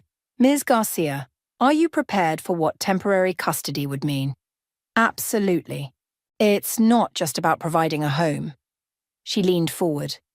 There will be trauma, therapy, school adjustments. Your life will change completely. It already has. I met her gaze. The moment I realized history was repeating itself. A knock interrupted us. The bailiff entered, looking concerned. Your Honor, Ms. Olson is making a scene in the lobby. News crews are arriving. Of course they are, Nadine muttered. We followed Judge Morris back to the courtroom, where the tension had shifted. Sonia stood before a small crowd of reporters, tears streaming perfectly down her cheeks. They're trying to steal my baby, she sobbed. I'm just a single mother doing my best, and they're punishing me for working hard to provide for my daughter. The cameras ate it up. Lara grabbed my arm as we passed. She's playing the victim. Again. Let her, I said, but my stomach churned. Back in session, Sonia's performance continued. I admit I'm not perfect, she sniffled, but I love my daughter. These allegations are just jealous attacks from people who don't understand how hard it is. Her lawyer presented character witnesses, her hairdresser, a grocery store clerk, even her yoga instructor, all testifying to what a devoted mother she appeared to be. Then came the bomb. Your Honor, Sonia's lawyer announced, we have evidence that Ms. Garcia's interest in custody is financially motivated. What? I whispered to Nadine. He produced documents with a flourish. Mia's father left a substantial trust fund, one that becomes accessible to her legal guardian. The courtroom erupted in whispers. Judge Morris banged her gavel. Order! This is ridiculous, Nadine argued. My client wasn't even aware of any trust fund. Really? Sonia's lawyer smirked. Then why did she access trust fund documents 3 months ago? My blood ran cold. I had looked up those documents, not for money, but trying to locate Mia's father in Australia. But how did they know? Someone's been watching you, Nadine whispered. The door burst open. Reed rushed in, holding his phone. Your Honor, I have something you need to see. This is highly irregular, Sonia's lawyer protested. Approach, Judge Morris ordered. Reed played a video, security footage from his home camera. It showed Sonia stumbling up my driveway at midnight, trying to break into my house. The timestamp was last night. She's been stalking my client, Nadine said, attempting burglary. I was concerned, Sonia shouted. She's poisoning my daughter against me. By providing food and clean clothes, I stood up. By being there when you're not? Ms. Garcia, Judge Morris warned. No, let her talk, Sonia sneered. Tell everyone how perfect you are, how you've never made mistakes. Should we discuss what really happened when we were younger, the real reason your mother left? Don't, Lara called from the gallery. Sonia, please. But Sonia was on a roll. Sweet little Vivian, always the hero. Did you tell them about the fire? About what you did? The room went silent. Judge Morris leaned forward. What fire? I closed my eyes, feeling 16 again. I set her bedroom on fire, I admitted. After she locked Lara in the closet for 2 days, I wanted her to feel trapped too. See? Sonia pointed triumphantly. She's dangerous. I was a child, I said quietly, trying to protect my sister the only way I knew how. Now I'm an adult, trying to protect Mia the right way. Through the law. Judge Morris studied me for a long moment. Mr. Davidson, how did you obtain this security footage? I installed cameras after my wife died, Reed explained, to keep my daughters safe. I never expected to catch something like this. And you're willing to testify that this footage is authentic? Yes, Your Honor. The judge nodded slowly. I've seen enough. Given the evidence of ongoing neglect, attempted burglary, and witness testimony, I'm granting temporary emergency custody to Ms. Garcia, pending a full investigation. Sonia lunged forward. You can't. I can, and I am. Judge Morris's voice cut through the chaos. Ms. Olson, your visitation rights will be supervised until you complete parenting classes and substance abuse counseling. This isn't over, Sonia hissed at me. You're right, I replied. It's just beginning. As bailiffs escorted Sonia out, I felt Lara's arms around me. Reed stood nearby, a small smile on his face. We did it, Nadine said, gathering her files. But she's right. This isn't over. The real work starts now.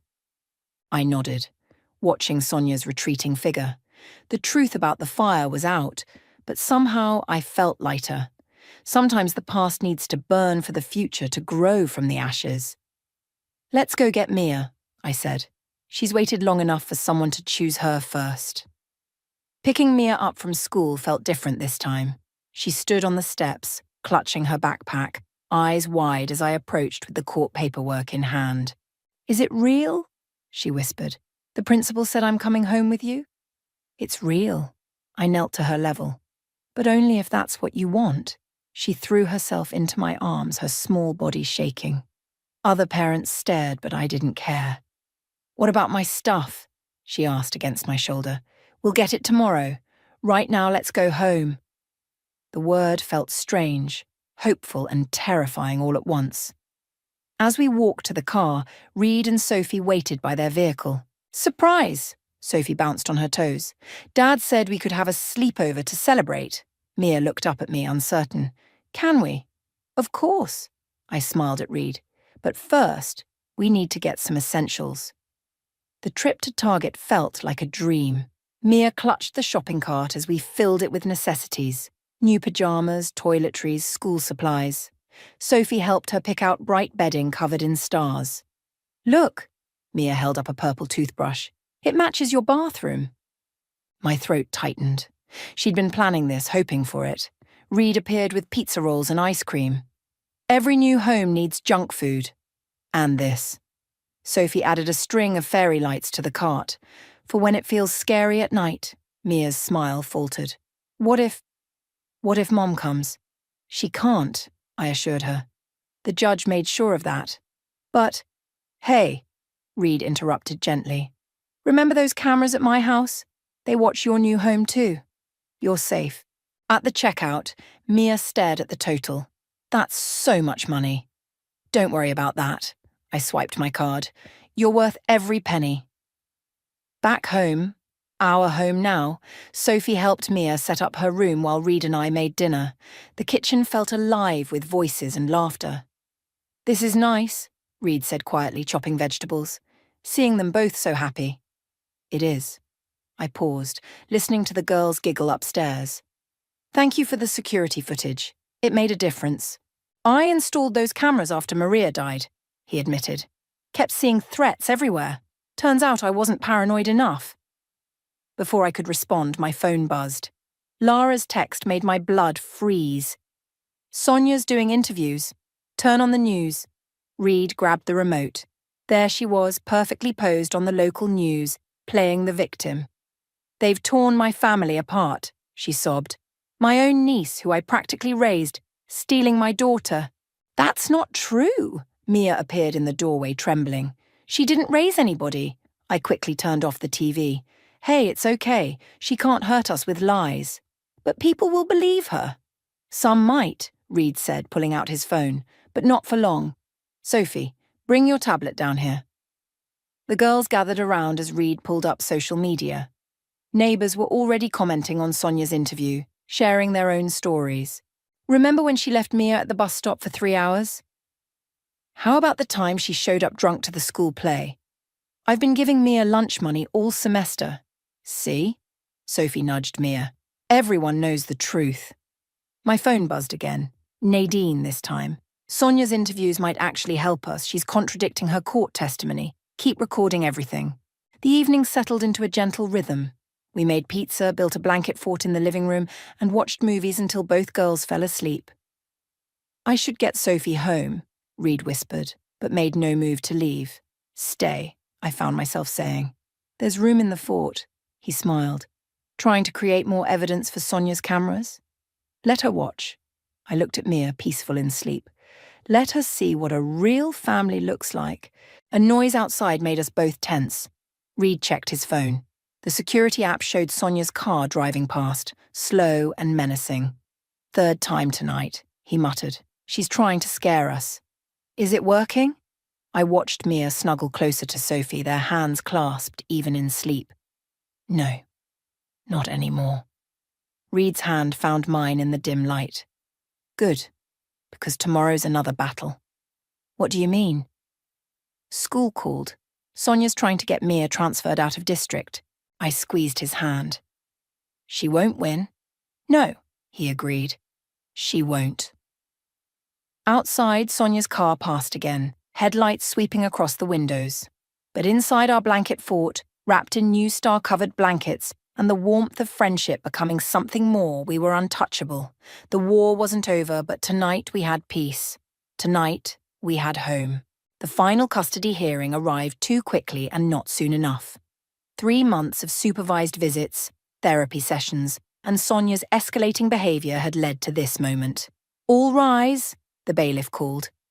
Judge Morris looked tired as she took her seat. The past months had brought weekly emergency motions from Sonia's lawyer. All denied. Before we begin, the judge announced, I've reviewed Dr. Palmer's psychological evaluations of all parties. Sonia straightened in her chair, wearing another expensive outfit. She'd been posting daily about her journey to wellness on social media, carefully crafted posts about recovery and motherhood. Ms. Olson, Judge Morris continued, your counsellor reports you've attended only 2 of 12 required sessions. I've been busy with work, Sonia protested. I'm trying to provide... By getting fired from 3 jobs, Nadine interrupted, presenting documents. Your Honour, Ms. Olson's employment records show a pattern of absences and inappropriate behaviour. Objection, Sonia's lawyer stood. My client's employment is not relevant. Overruled, Judge Morris reviewed the papers. This goes directly to stability and ability to provide. Nadine called her first witness, Mia's therapist. How is Mia adjusting? Nadine asked. Remarkably well, Dr. Roberts smiled. Her grades have improved, she's sleeping better, and she's forming healthy friendships. And her relationship with Ms. Garcia. Strong, nurturing, exactly what Mia needs. They've developed healthy boundaries and communication. Sonia's lawyer pounced. Isn't it true that Mia shows signs of alienation from her mother? No, Dr. Roberts said firmly. Mia's hesitation around her mother stems from past trauma, not current influence. The morning continued with more witnesses. Teachers described Mia's transformation from withdrawn to engaged. The custody supervisor detailed Sonia's erratic behaviour during visits. Then Nadine played her ace. Your Honor, we have new evidence. She handed over a USB drive. Security footage from last week. The courtroom screen flickered to life. There was Sonia, clearly intoxicated, trying to break into my house at 2 a.m. Mia's bedroom light came on. My voice called out through the security system. The police are on their way. Sonia on screen screamed, "She's my daughter. You can't keep her from me." Then she threw a bottle at the camera.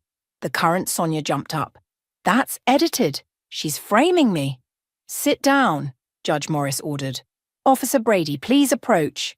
The responding officer testified about finding Sonia that night, her blood alcohol level, the threats she'd made. "She said she'd burn the house down," Officer Brady reported.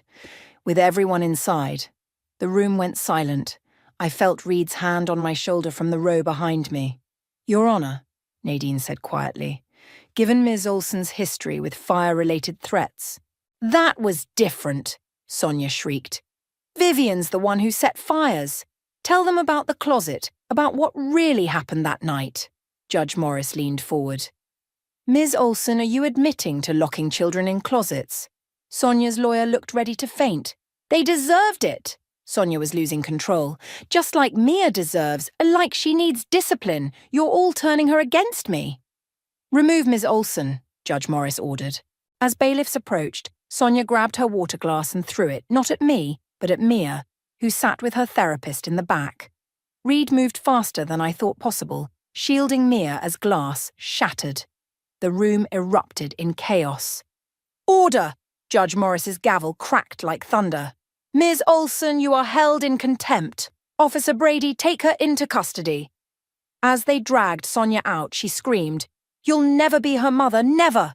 "Court will recess for 15 minutes, Judge Morris announced. I rushed to Mia, but she was already wrapped in Reed's arms, surprisingly calm. "I'm okay," she said. "I knew she couldn't really hurt me anymore."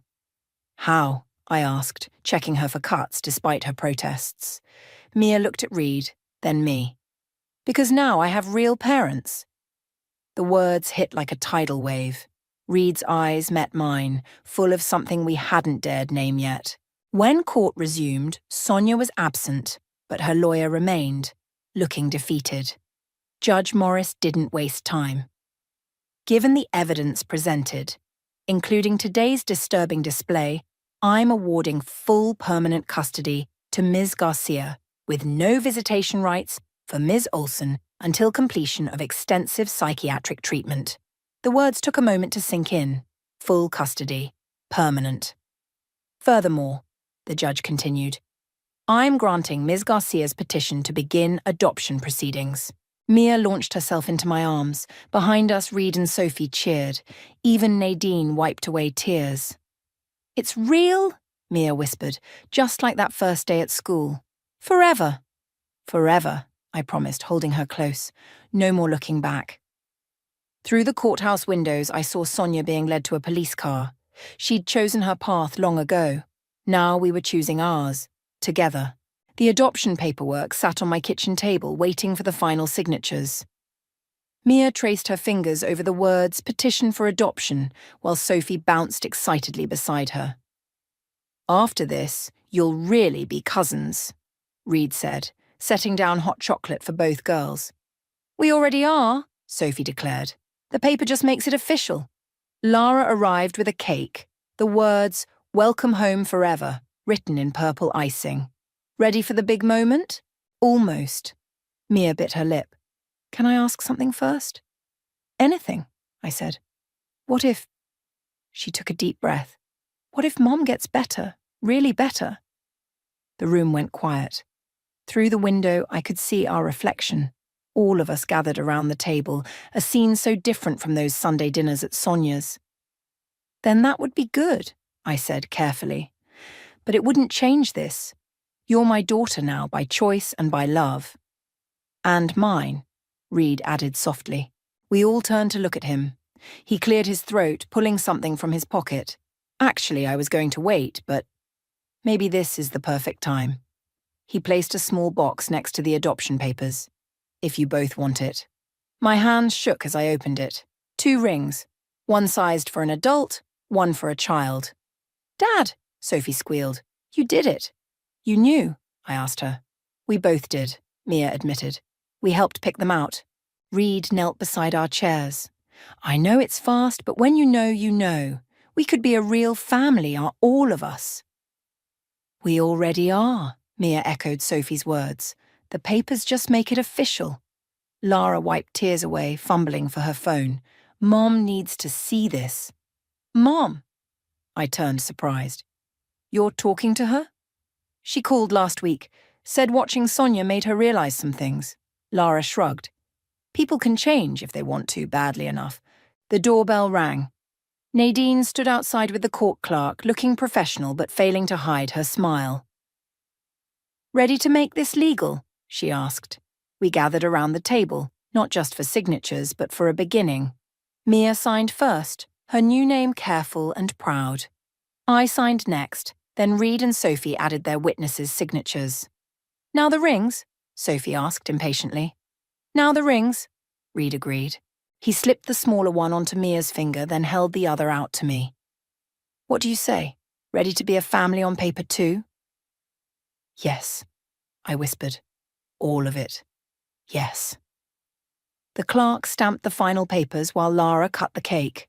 Through the kitchen window, I saw a familiar car drive past. Sonia, keeping her court-mandated distance. But this time Mia didn't flinch. She was too busy showing her ring to Sophie, planning their now-official shared bedroom decorations. She'll be okay, Reed murmured, following my gaze. Better than okay. I know. I squeezed his hand. Because she has all of us. Nadine raised her hot chocolate. To new beginnings? To family, Mia corrected. The kind you choose. And fight for, I added. And build together, Reed finished. Outside, Sonia's car disappeared around the corner. Maybe someday she'd find her way back to herself. Maybe she'd get the help she needed. But that wasn't our story anymore. Our story was here, in this kitchen filled with laughter, in Sophie and Mia's matching rings, in Reed's arm around my waist, in the adoption papers that made official what our hearts already knew. Mom! Mia's voice was strong and sure. Can we have a sleepover in the living room? All of us? With the fairy lights? Sophie added. With everything, I promised. Later, surrounded by blankets and twinkling lights, I watched our daughters whisper and giggle themselves to sleep. Reed traced patterns on my hand, our rings catching the soft light. No regrets? He asked. I thought about the long road here, the court battles, the late-night fears, the moments of doubt. Then I looked at Mia's peaceful face, at Sophie's protective arm around her sister, at the family we'd built from broken pieces. Not one, I said. The security cameras blinked quietly, guarding our peace. But we didn't need them anymore.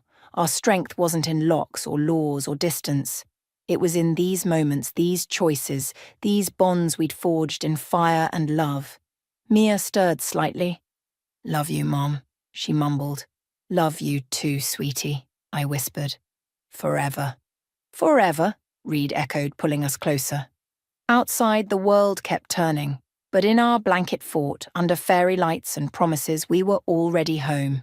This was our victory, not over Sonia, but for ourselves, for the family we chose, the love we built, and the future we would write together one day at a time. I always thought the worst moment of my life would be hearing those words from my husband, "I'm leaving you." I was wrong. The worst came 15 minutes later when my mother-in-law Palmer smiled that serpentine smile and said, "You're nothing but a barren curse on this family, Alexis.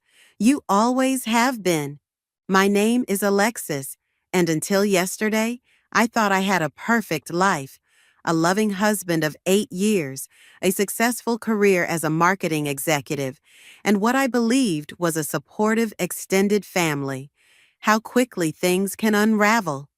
"You can't be serious about this, Toby," I said, my voice barely above a whisper as I stared at my husband across our kitchen island.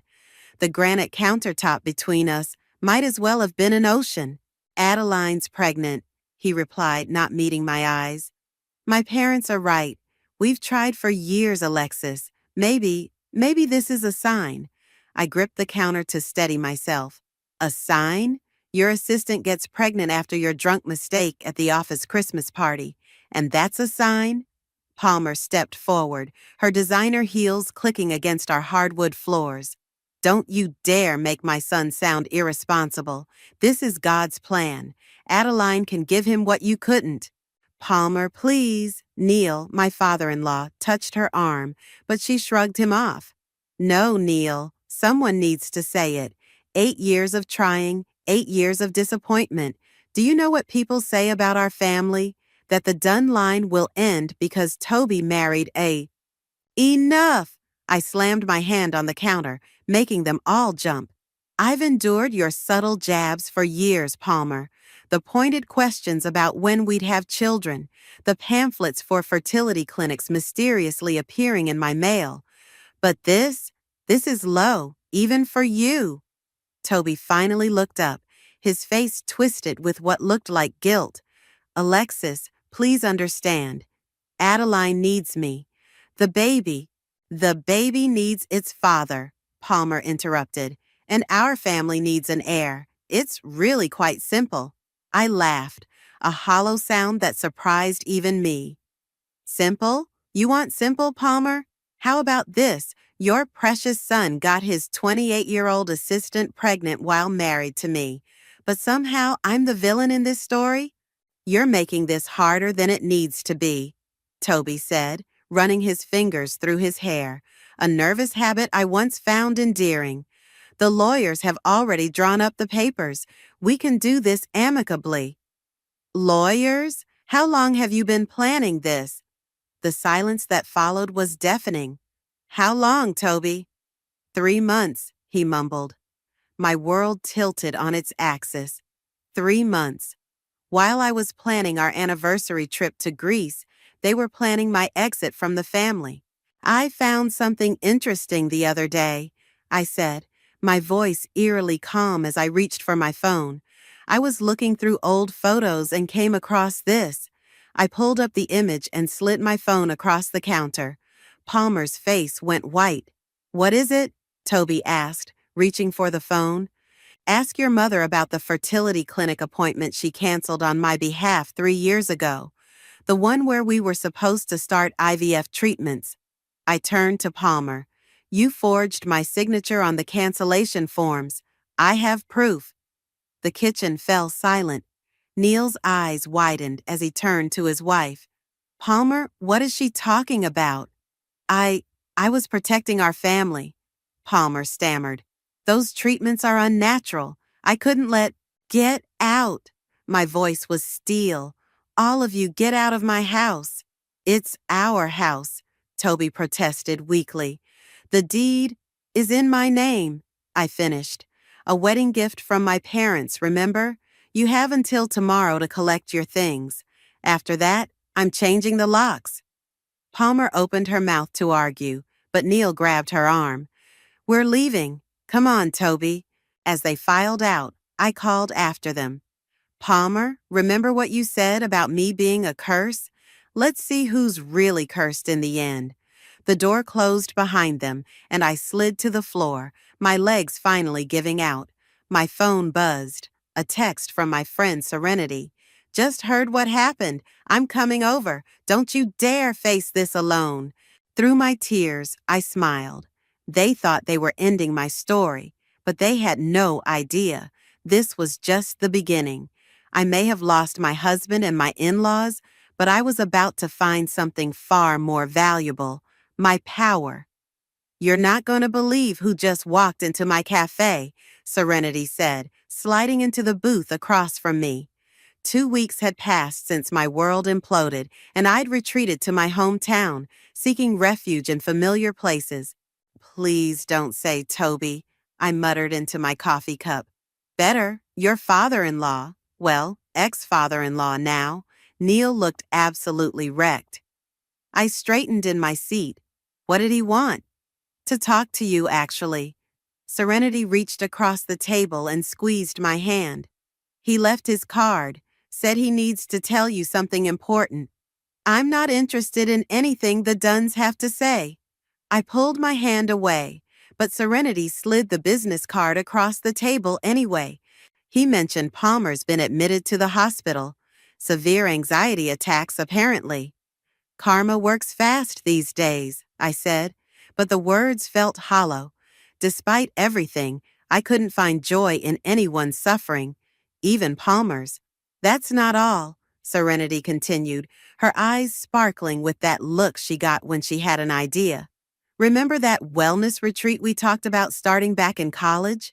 The one for women going through major life changes? I nodded. It had been our dream during late-night study sessions, creating a safe haven for women to heal and rebuild their lives. The old Morrison estate is up for sale, 20 acres, that beautiful Victorian mansion, perfect location just outside town.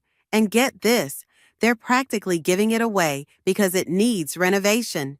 Serenity? Listen to me, Alexis. You've got the settlement money from selling your house. I've got savings, and between your marketing experience and my hospitality background, we could make this work. Before I could respond, the cafe door chimed. Neil walked in, looking indeed as wrecked as Serenity had described. Our eyes met, and after a moment's hesitation, he approached our table. Alexis, he said softly, may I join you? Serenity squeezed my shoulder as she stood. I'll give you two a minute. I gestured to the empty seat, and Neil sat down heavily. You look well, he said. Cut the small talk, Neil. What do you want? He pulled out an envelope from his jacket. There's something you need to know about Palmer, about why she did what she did. I already know why. She's a controlling woman who couldn't bear the thought of her precious son having a child through IVF. It's more than that. He pushed the envelope toward me. Palmer couldn't have children naturally either. She used IVF to have Toby, back when the technology was new and controversial. Her family disowned her for it. I stared at the envelope, not touching it. Why are you telling me this? Because she's been living with that shame for 30 years. When you and Toby started talking about IVF, it triggered something in her. Instead of supporting you, she became the very person who hurt her. And now she's having anxiety attacks, I said flatly. Neil nodded. The guilt is eating her alive. Toby's marriage to Adeline is already falling apart. She's demanding control of everything, threatening to keep the baby from him if he doesn't comply with her wishes. Palmer realizes now that she destroyed something precious for nothing. I finally opened the envelope. Inside was a check for a substantial amount. What's this for? It's my personal apology. Use it however you want. I should have stopped Palmer. I should have protected you. I pushed the check back. I don't want your money, Neil. Then use it to help others. Palmer mentioned once that you and Serenity had dreams of opening a retreat. Make it happen. I looked over at Serenity, who was pretending not to watch us from behind the counter. The Morrison estate flashed through my mind. Its sprawling grounds, the potential it held. Why are you really doing this, Neil? He stood up slowly, looking every bit his age. Because someone needs to break the cycle of hurt in this family. It might as well be me. After he left, Serenity returned with fresh coffee and property listings. So? She asked, trying to contain her excitement. I picked up Neil's check and smiled. Call the real estate agent. Let's go look at that mansion. Really? Serenity squealed, drawing looks from other customers. Really, but I have one condition. We make sure there's space for a fertility support group, free of charge. Serenity's eyes welled up. Now that's the kind of revenge I can get behind. Looking at the property listings, I felt something I hadn't experienced since that day in my kitchen. Hope. Maybe Neil was right. Maybe breaking the cycle of hurt started with turning pain into purpose. And if Palmer and the others saw what their cruelty had helped create, well, that would just be a bonus. The electrical system is a complete disaster, Ian said, flipping through his inspection report. Our lawyer friend had volunteered to help us navigate the renovation contracts, but each new assessment brought more challenges. And don't get me started on the plumbing. I walked through the dusty grand hall of the Morrison estate, sunlight streaming through grimy windows. But it's fixable, right? With enough money and time, anything's fixable. He glanced at his watch. Speaking of money, your contractor's late. He's not late, Serenity called from the staircase. He's not coming. Just got a text. Apparently, someone told him about our women's retreat concept, and he doesn't want his name associated with, quote, angry man-hating feminists. I laughed bitterly. Let me guess. Small town, everyone knows everyone, and someone's been talking, Serenity added, descending the stairs. 3 guesses who, and the first 2 don't count. Adeline, I muttered. My ex-husband's new wife had been surprisingly vocal about my project, spreading rumors faster than a wildfire. Ian closed his folder with a snap. I know another contractor, former client, excellent work ethic. She'll be perfect for this project. She? Serenity's eyes lit up. Margaret's the best in the business. Let me make a call. As Ian stepped outside, my phone buzzed. A text from Toby. Can we talk? Important. Ignore it, Serenity advised, reading over my shoulder. Nothing good comes from talking to exes. But curiosity got the better of me. I stepped onto the wraparound porch and called him. Alexis? Toby's voice sounded strained. Thanks for calling back. Make it quick. I'm in the middle of something. I heard about the retreat. She's been saying things around town. I noticed. I'll talk to her, make her stop. It's just, she's not handling the pregnancy well. The doctor ordered bed rest, and she's taking it out on everyone. I leaned against the porch railing. Not my problem anymore, Toby. I know. It's just... He paused. I miss you, Lex. I made a horrible mistake. The nickname hit me like a punch to the gut. You don't get to do this. The baby's not mine. The words hung in the air like smoke. What? DNA test came back yesterday. She lied about the timing. It's her ex's baby. My parents are devastated. Mom's back in the hospital. I closed my eyes, letting the information sink in. Again, not my problem. Lex, please. No, I cut him off. You didn't just leave me, Toby. You and your family destroyed me. Or at least, you tried to. But look what happened. I'm building something beautiful from those ashes, and you're living with the consequences of your choices. The door opened behind me, and Serenity poked her head out. Margaret's here. I have to go, I told Toby. Don't call me again. Inside, a tall woman in work boots and a flannel shirt was already examining the crown molding. Good bones, she said by way of greeting. Terrible execution on past renovations, but we can fix that. I'm Margaret. Alexis, I shook her hand. This is Serenity, my business partner. Ian filled me in on the project. Women's wellness retreat, right?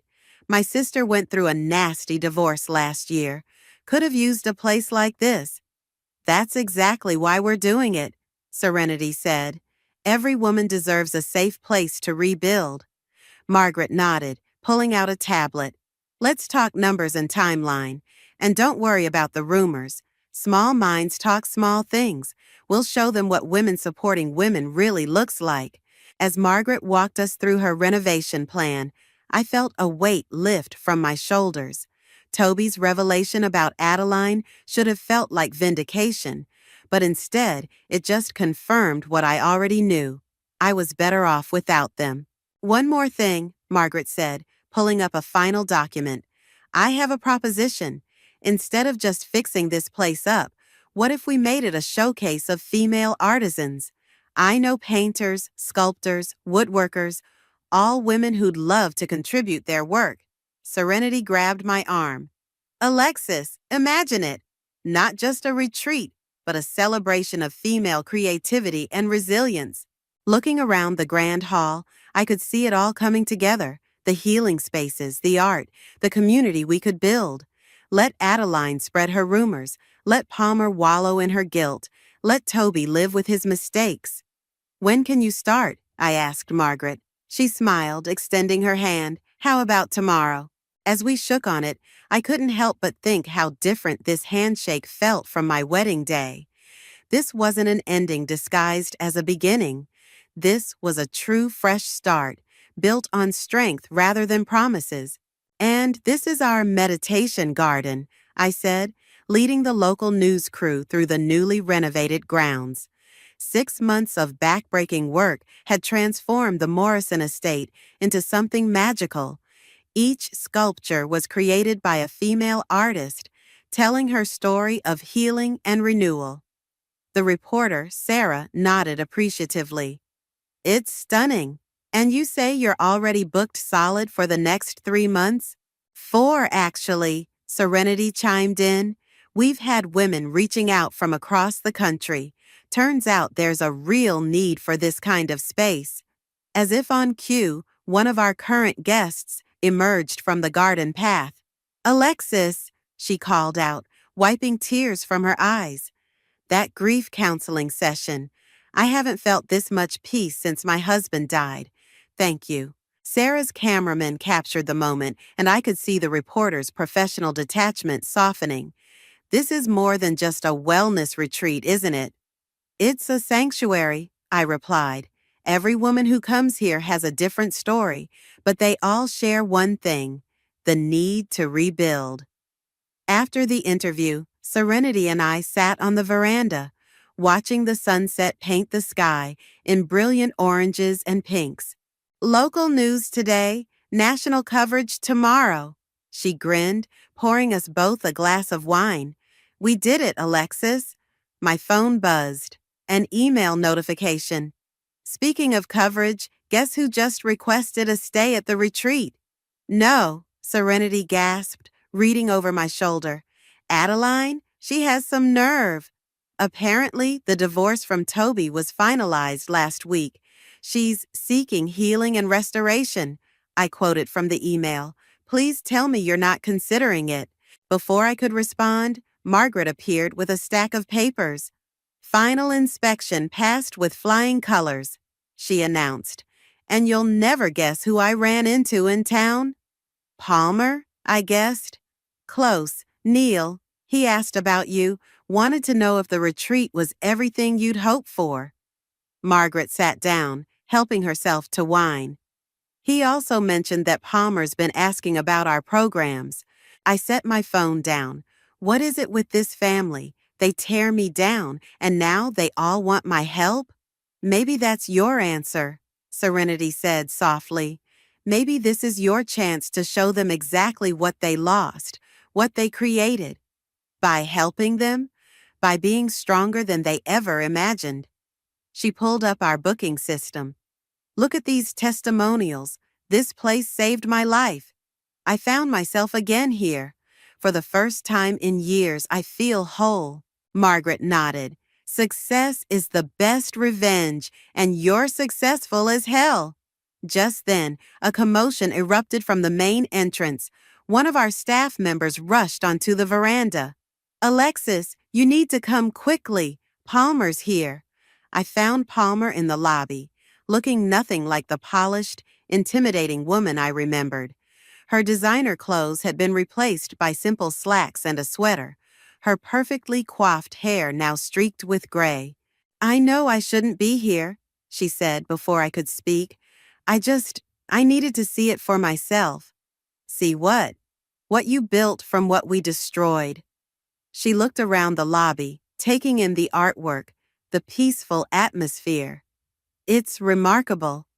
Palmer, no, please let me finish. Toby's life is in shambles. Adeline's betrayal broke him. My marriage is barely holding together. And you took our cruelty and turned it into this beautiful thing that helps people. I crossed my arms. Is that why you're here? To admire your handiwork? I'm here to apologize and to ask. She swallowed hard. To ask if you'd consider letting me volunteer here. Not as a guest, but as someone who wants to make amends. A laugh bubbled up from my chest. You want to volunteer? You who called me a barren curse? I want to face what I did. Every day, helping the women I once looked down on. It's the only way I know how to even begin to make things right. I studied her face, searching for any sign of manipulation. Instead, I saw something I'd never seen before in Palmer: humility.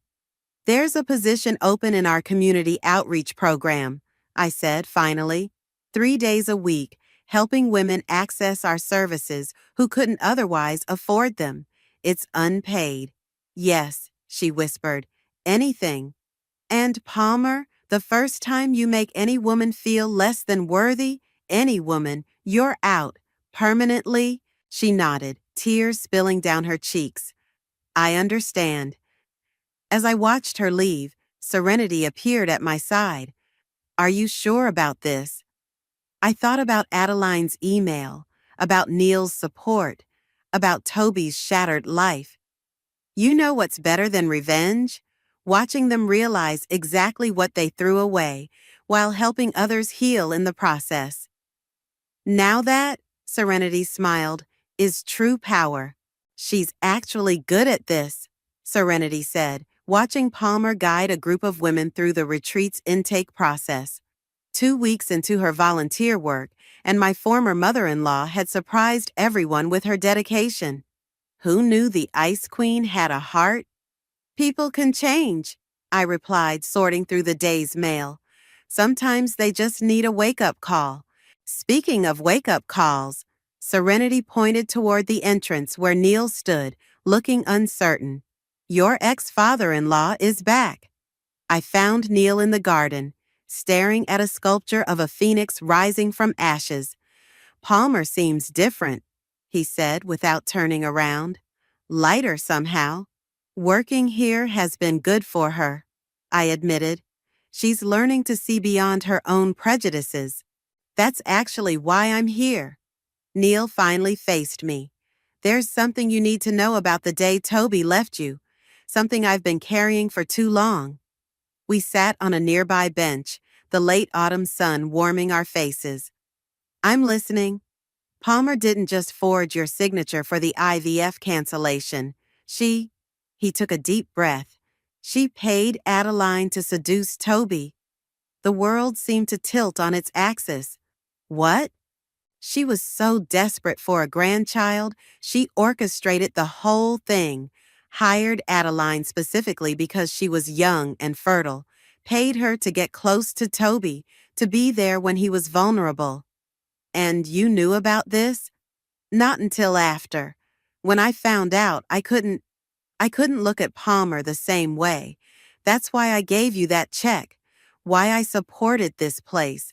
I've been trying to atone for my silence. I stood up, pacing the garden path. Does Palmer know you're telling me this? Yes, she's the one who suggested I come clean, said she can't truly make amends while holding on to secrets. A laugh escaped me, hollow and bitter. So my marriage wasn't just destroyed, it was sabotaged, deliberately. Alexis, no, you don't get to comfort me, not now. I turned to face him. Why tell me this? What's the point?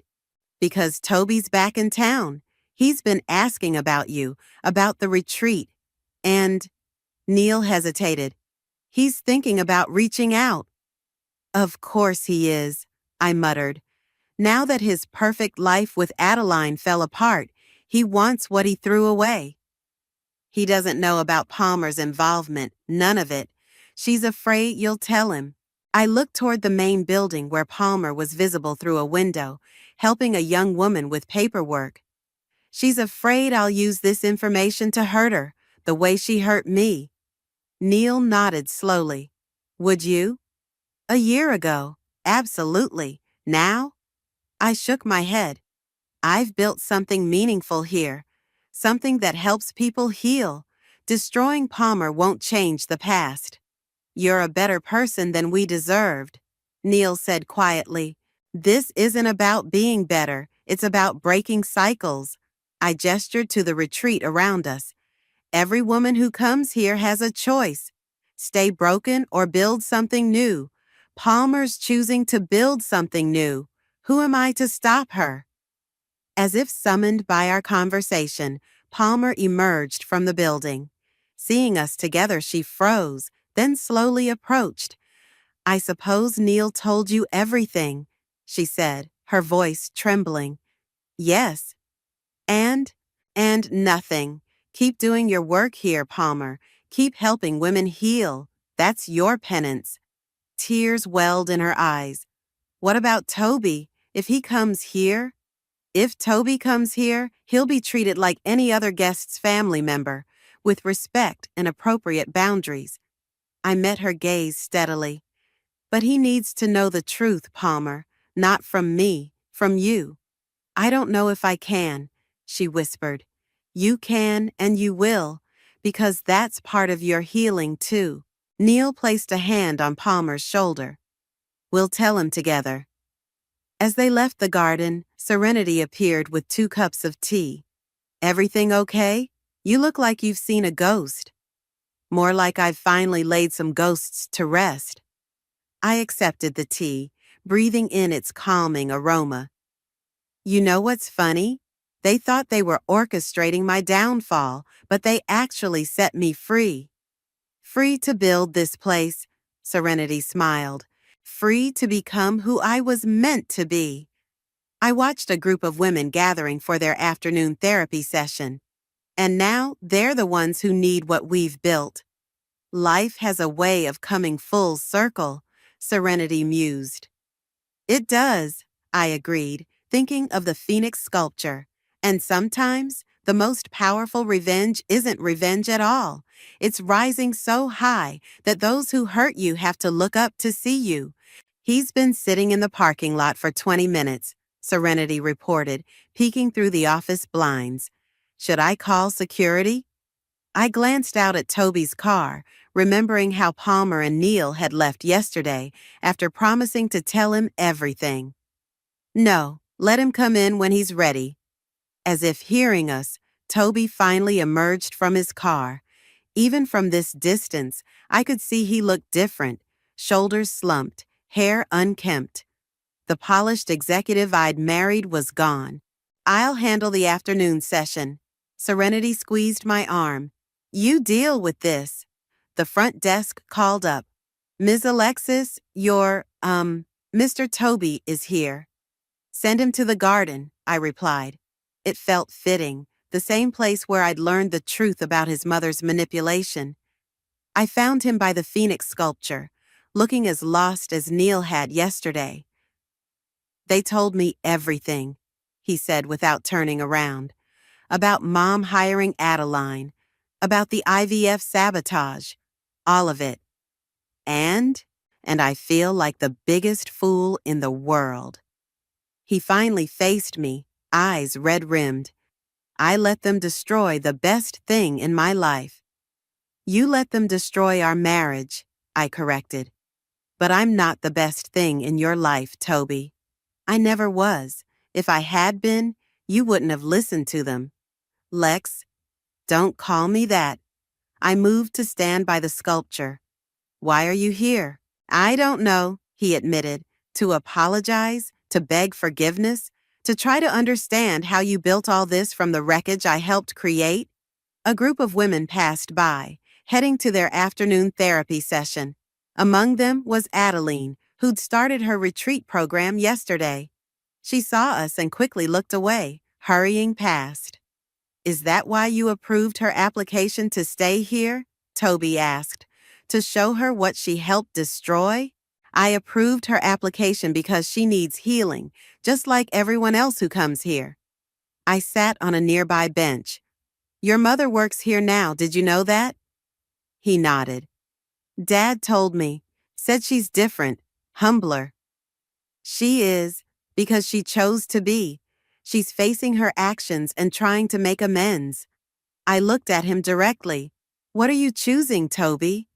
"I don't know how to fix this," he whispered.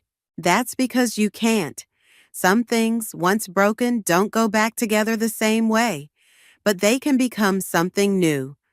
I gestured to the retreat around us. Look what I built from our broken marriage. It's incredible, he said. You're incredible. I should have... Stop. I held up my hand. This isn't about what you should have done. It's about what you're going to do now. Just then, Palmer appeared on the path, freezing when she saw us. I'm sorry. She started to retreat. I didn't know. Stay, I called out. This concerns you too. She approached slowly, looking between us. Toby, I'm so sorry. What I did to you both was cruel and calculated. He cut her off. But you're here now, trying to make it right. I see you working with these women, helping them. You're different. I'm trying to be, she whispered. Then maybe that's what I need to do too, Toby said. Not try to fix the past, but build something better for the future. I stood up. There's a men's support group in town. They meet at the community center on Thursdays. Many of them are dealing with the aftermath of broken marriages. Some they broke themselves. You think I should go? I think you need healing too, Toby. Everyone does. I looked at Palmer. Your mother found her healing by helping others. Maybe you need to find your own path. He nodded slowly. Thank you, not for forgiving me, but for showing me there's a way forward. There's always a way forward, I said. Sometimes it's just not the way we expected. As Toby left, Palmer lingered. The women's group is starting, she said. Adeline's sharing her story today. Are you ready to hear it? No, she admitted, but I need to. I need to face what I set in motion. I watched them both walk away. My ex-husband toward his car. My former mother-in-law toward her redemption. The phoenix sculpture cast long shadows in the afternoon sun, its wings spread wide, eternal in its promise of renewal. Serenity appeared beside me. You okay? Better than okay, I smiled. I think I finally understand something. The best revenge isn't making others suffer. It's showing them a better way to live, even if they don't deserve it. Now that, Serenity grinned, sounds like something we should put on our brochure. I'd like to share something today, Adeline said, her voice trembling as she stood before the group. 1 month into her stay, she'd finally decided to speak. I sat in my usual spot at the back of the room, watching Palmer stiffen in her chair. Take your time, our therapist, Rachel, encouraged. I thought I was so clever, Adeline began. When Palmer offered me money to seduce Toby, I saw it as my chance to climb the social ladder. I never considered the lives I'd destroy. The room fell silent. Some women knew my story, knew who Adeline was. Others just sensed the weight of the moment. The baby wasn't his, she continued. I knew that from the start, but Palmer's plan worked so perfectly. The office party, the staged encounter, the pregnancy announcement. It was like dominoes falling. I watched Palmer's shoulders shake with silent sobs. But you know what the worst part was? Adeline wiped her eyes. The worst part wasn't losing Toby when the truth came out. It wasn't facing my own lies. It was realizing that I'd become someone I despised, all for money and status. Rachel nodded encouragingly. And how do you feel now? Ashamed, grateful, confused. Adeline looked directly at me. Alexis has every right to hate me, to turn me away from this place. Instead, she let me come here, let me heal. I don't understand that kind of grace. Before I could respond, Palmer stood up. I need to speak too. Rachel gestured for her to join Adeline at the front. I'm the one who orchestrated everything, Palmer announced. I was so obsessed with having a grandchild, with maintaining our family's social standing, that I became a monster. I paid this young woman to destroy my son's marriage. I canceled medical appointments that weren't mine to cancel. I called my daughter-in-law barren and cursed. She turned to face me. And now I work here, watching women heal from the kind of pain I caused. Every day, I see the strength it takes to rebuild a life. Every day, I understand more deeply what I tried to destroy. The door opened quietly, and Serenity slipped in, followed by Neil. They stood against the wall, listening. I thought having a grandchild would complete me, Palmer continued. Instead, I lost my son's respect, nearly destroyed my marriage, and hurt people who didn't deserve it. But standing here, doing this work, I'm finally becoming the person I should have been all along. Adeline stepped forward. I'd like to make a donation to the retreat, she announced. My entire payment from Palmer, plus interest. It should help fund stays for women who can't afford it. I'll match it, Palmer added quickly. It's time that money did some good. I stood up, all eyes turning to me. Thank you both for your honesty, but the donations need to come with action, not just money. Adeline, we have a mentoring program for women rebuilding their careers ethically. Would you be interested in sharing your story there? She nodded eagerly. Yes, absolutely. And Palmer, I continued, our outreach program is expanding. We need someone to coordinate with local women's shelters. It's a paid position, but it means facing a lot of hard truths about privilege and power. I'd be honored, Palmer whispered. Rachel cleared her throat. I think we've all witnessed something powerful today. The cycle of hurt can stop with choice and change. After the session, I found Neil waiting in my office. That was quite a moment, he said. How are you feeling? Surprisingly peaceful, I replied. A year ago, I wanted them to hurt like I hurt. Now, watching them face their actions, watching them try to be better, it feels more satisfying than revenge ever could. Toby's doing better too, Neil offered. That men's group you suggested, he's really connecting there. Even started mentoring younger guys about toxic family dynamics. Serenity burst in, waving a magazine. We got it! The feature in women's wellness. They're calling us the most innovative retreat in the country. I took the magazine, smiling at the photo of our phoenix sculpture on the cover. The headline read, Rising from Ashes, How One Woman's Pain Became a Haven of Healing. They want to interview you for a follow-up piece, Serenity grinned, about turning personal tragedy into triumph. Tell them yes, I said, but I want Palmer and Adeline included too. The full story, how enemies became allies in healing. Neil squeezed my shoulder. You've created something extraordinary here, Alexis, something that transforms lives.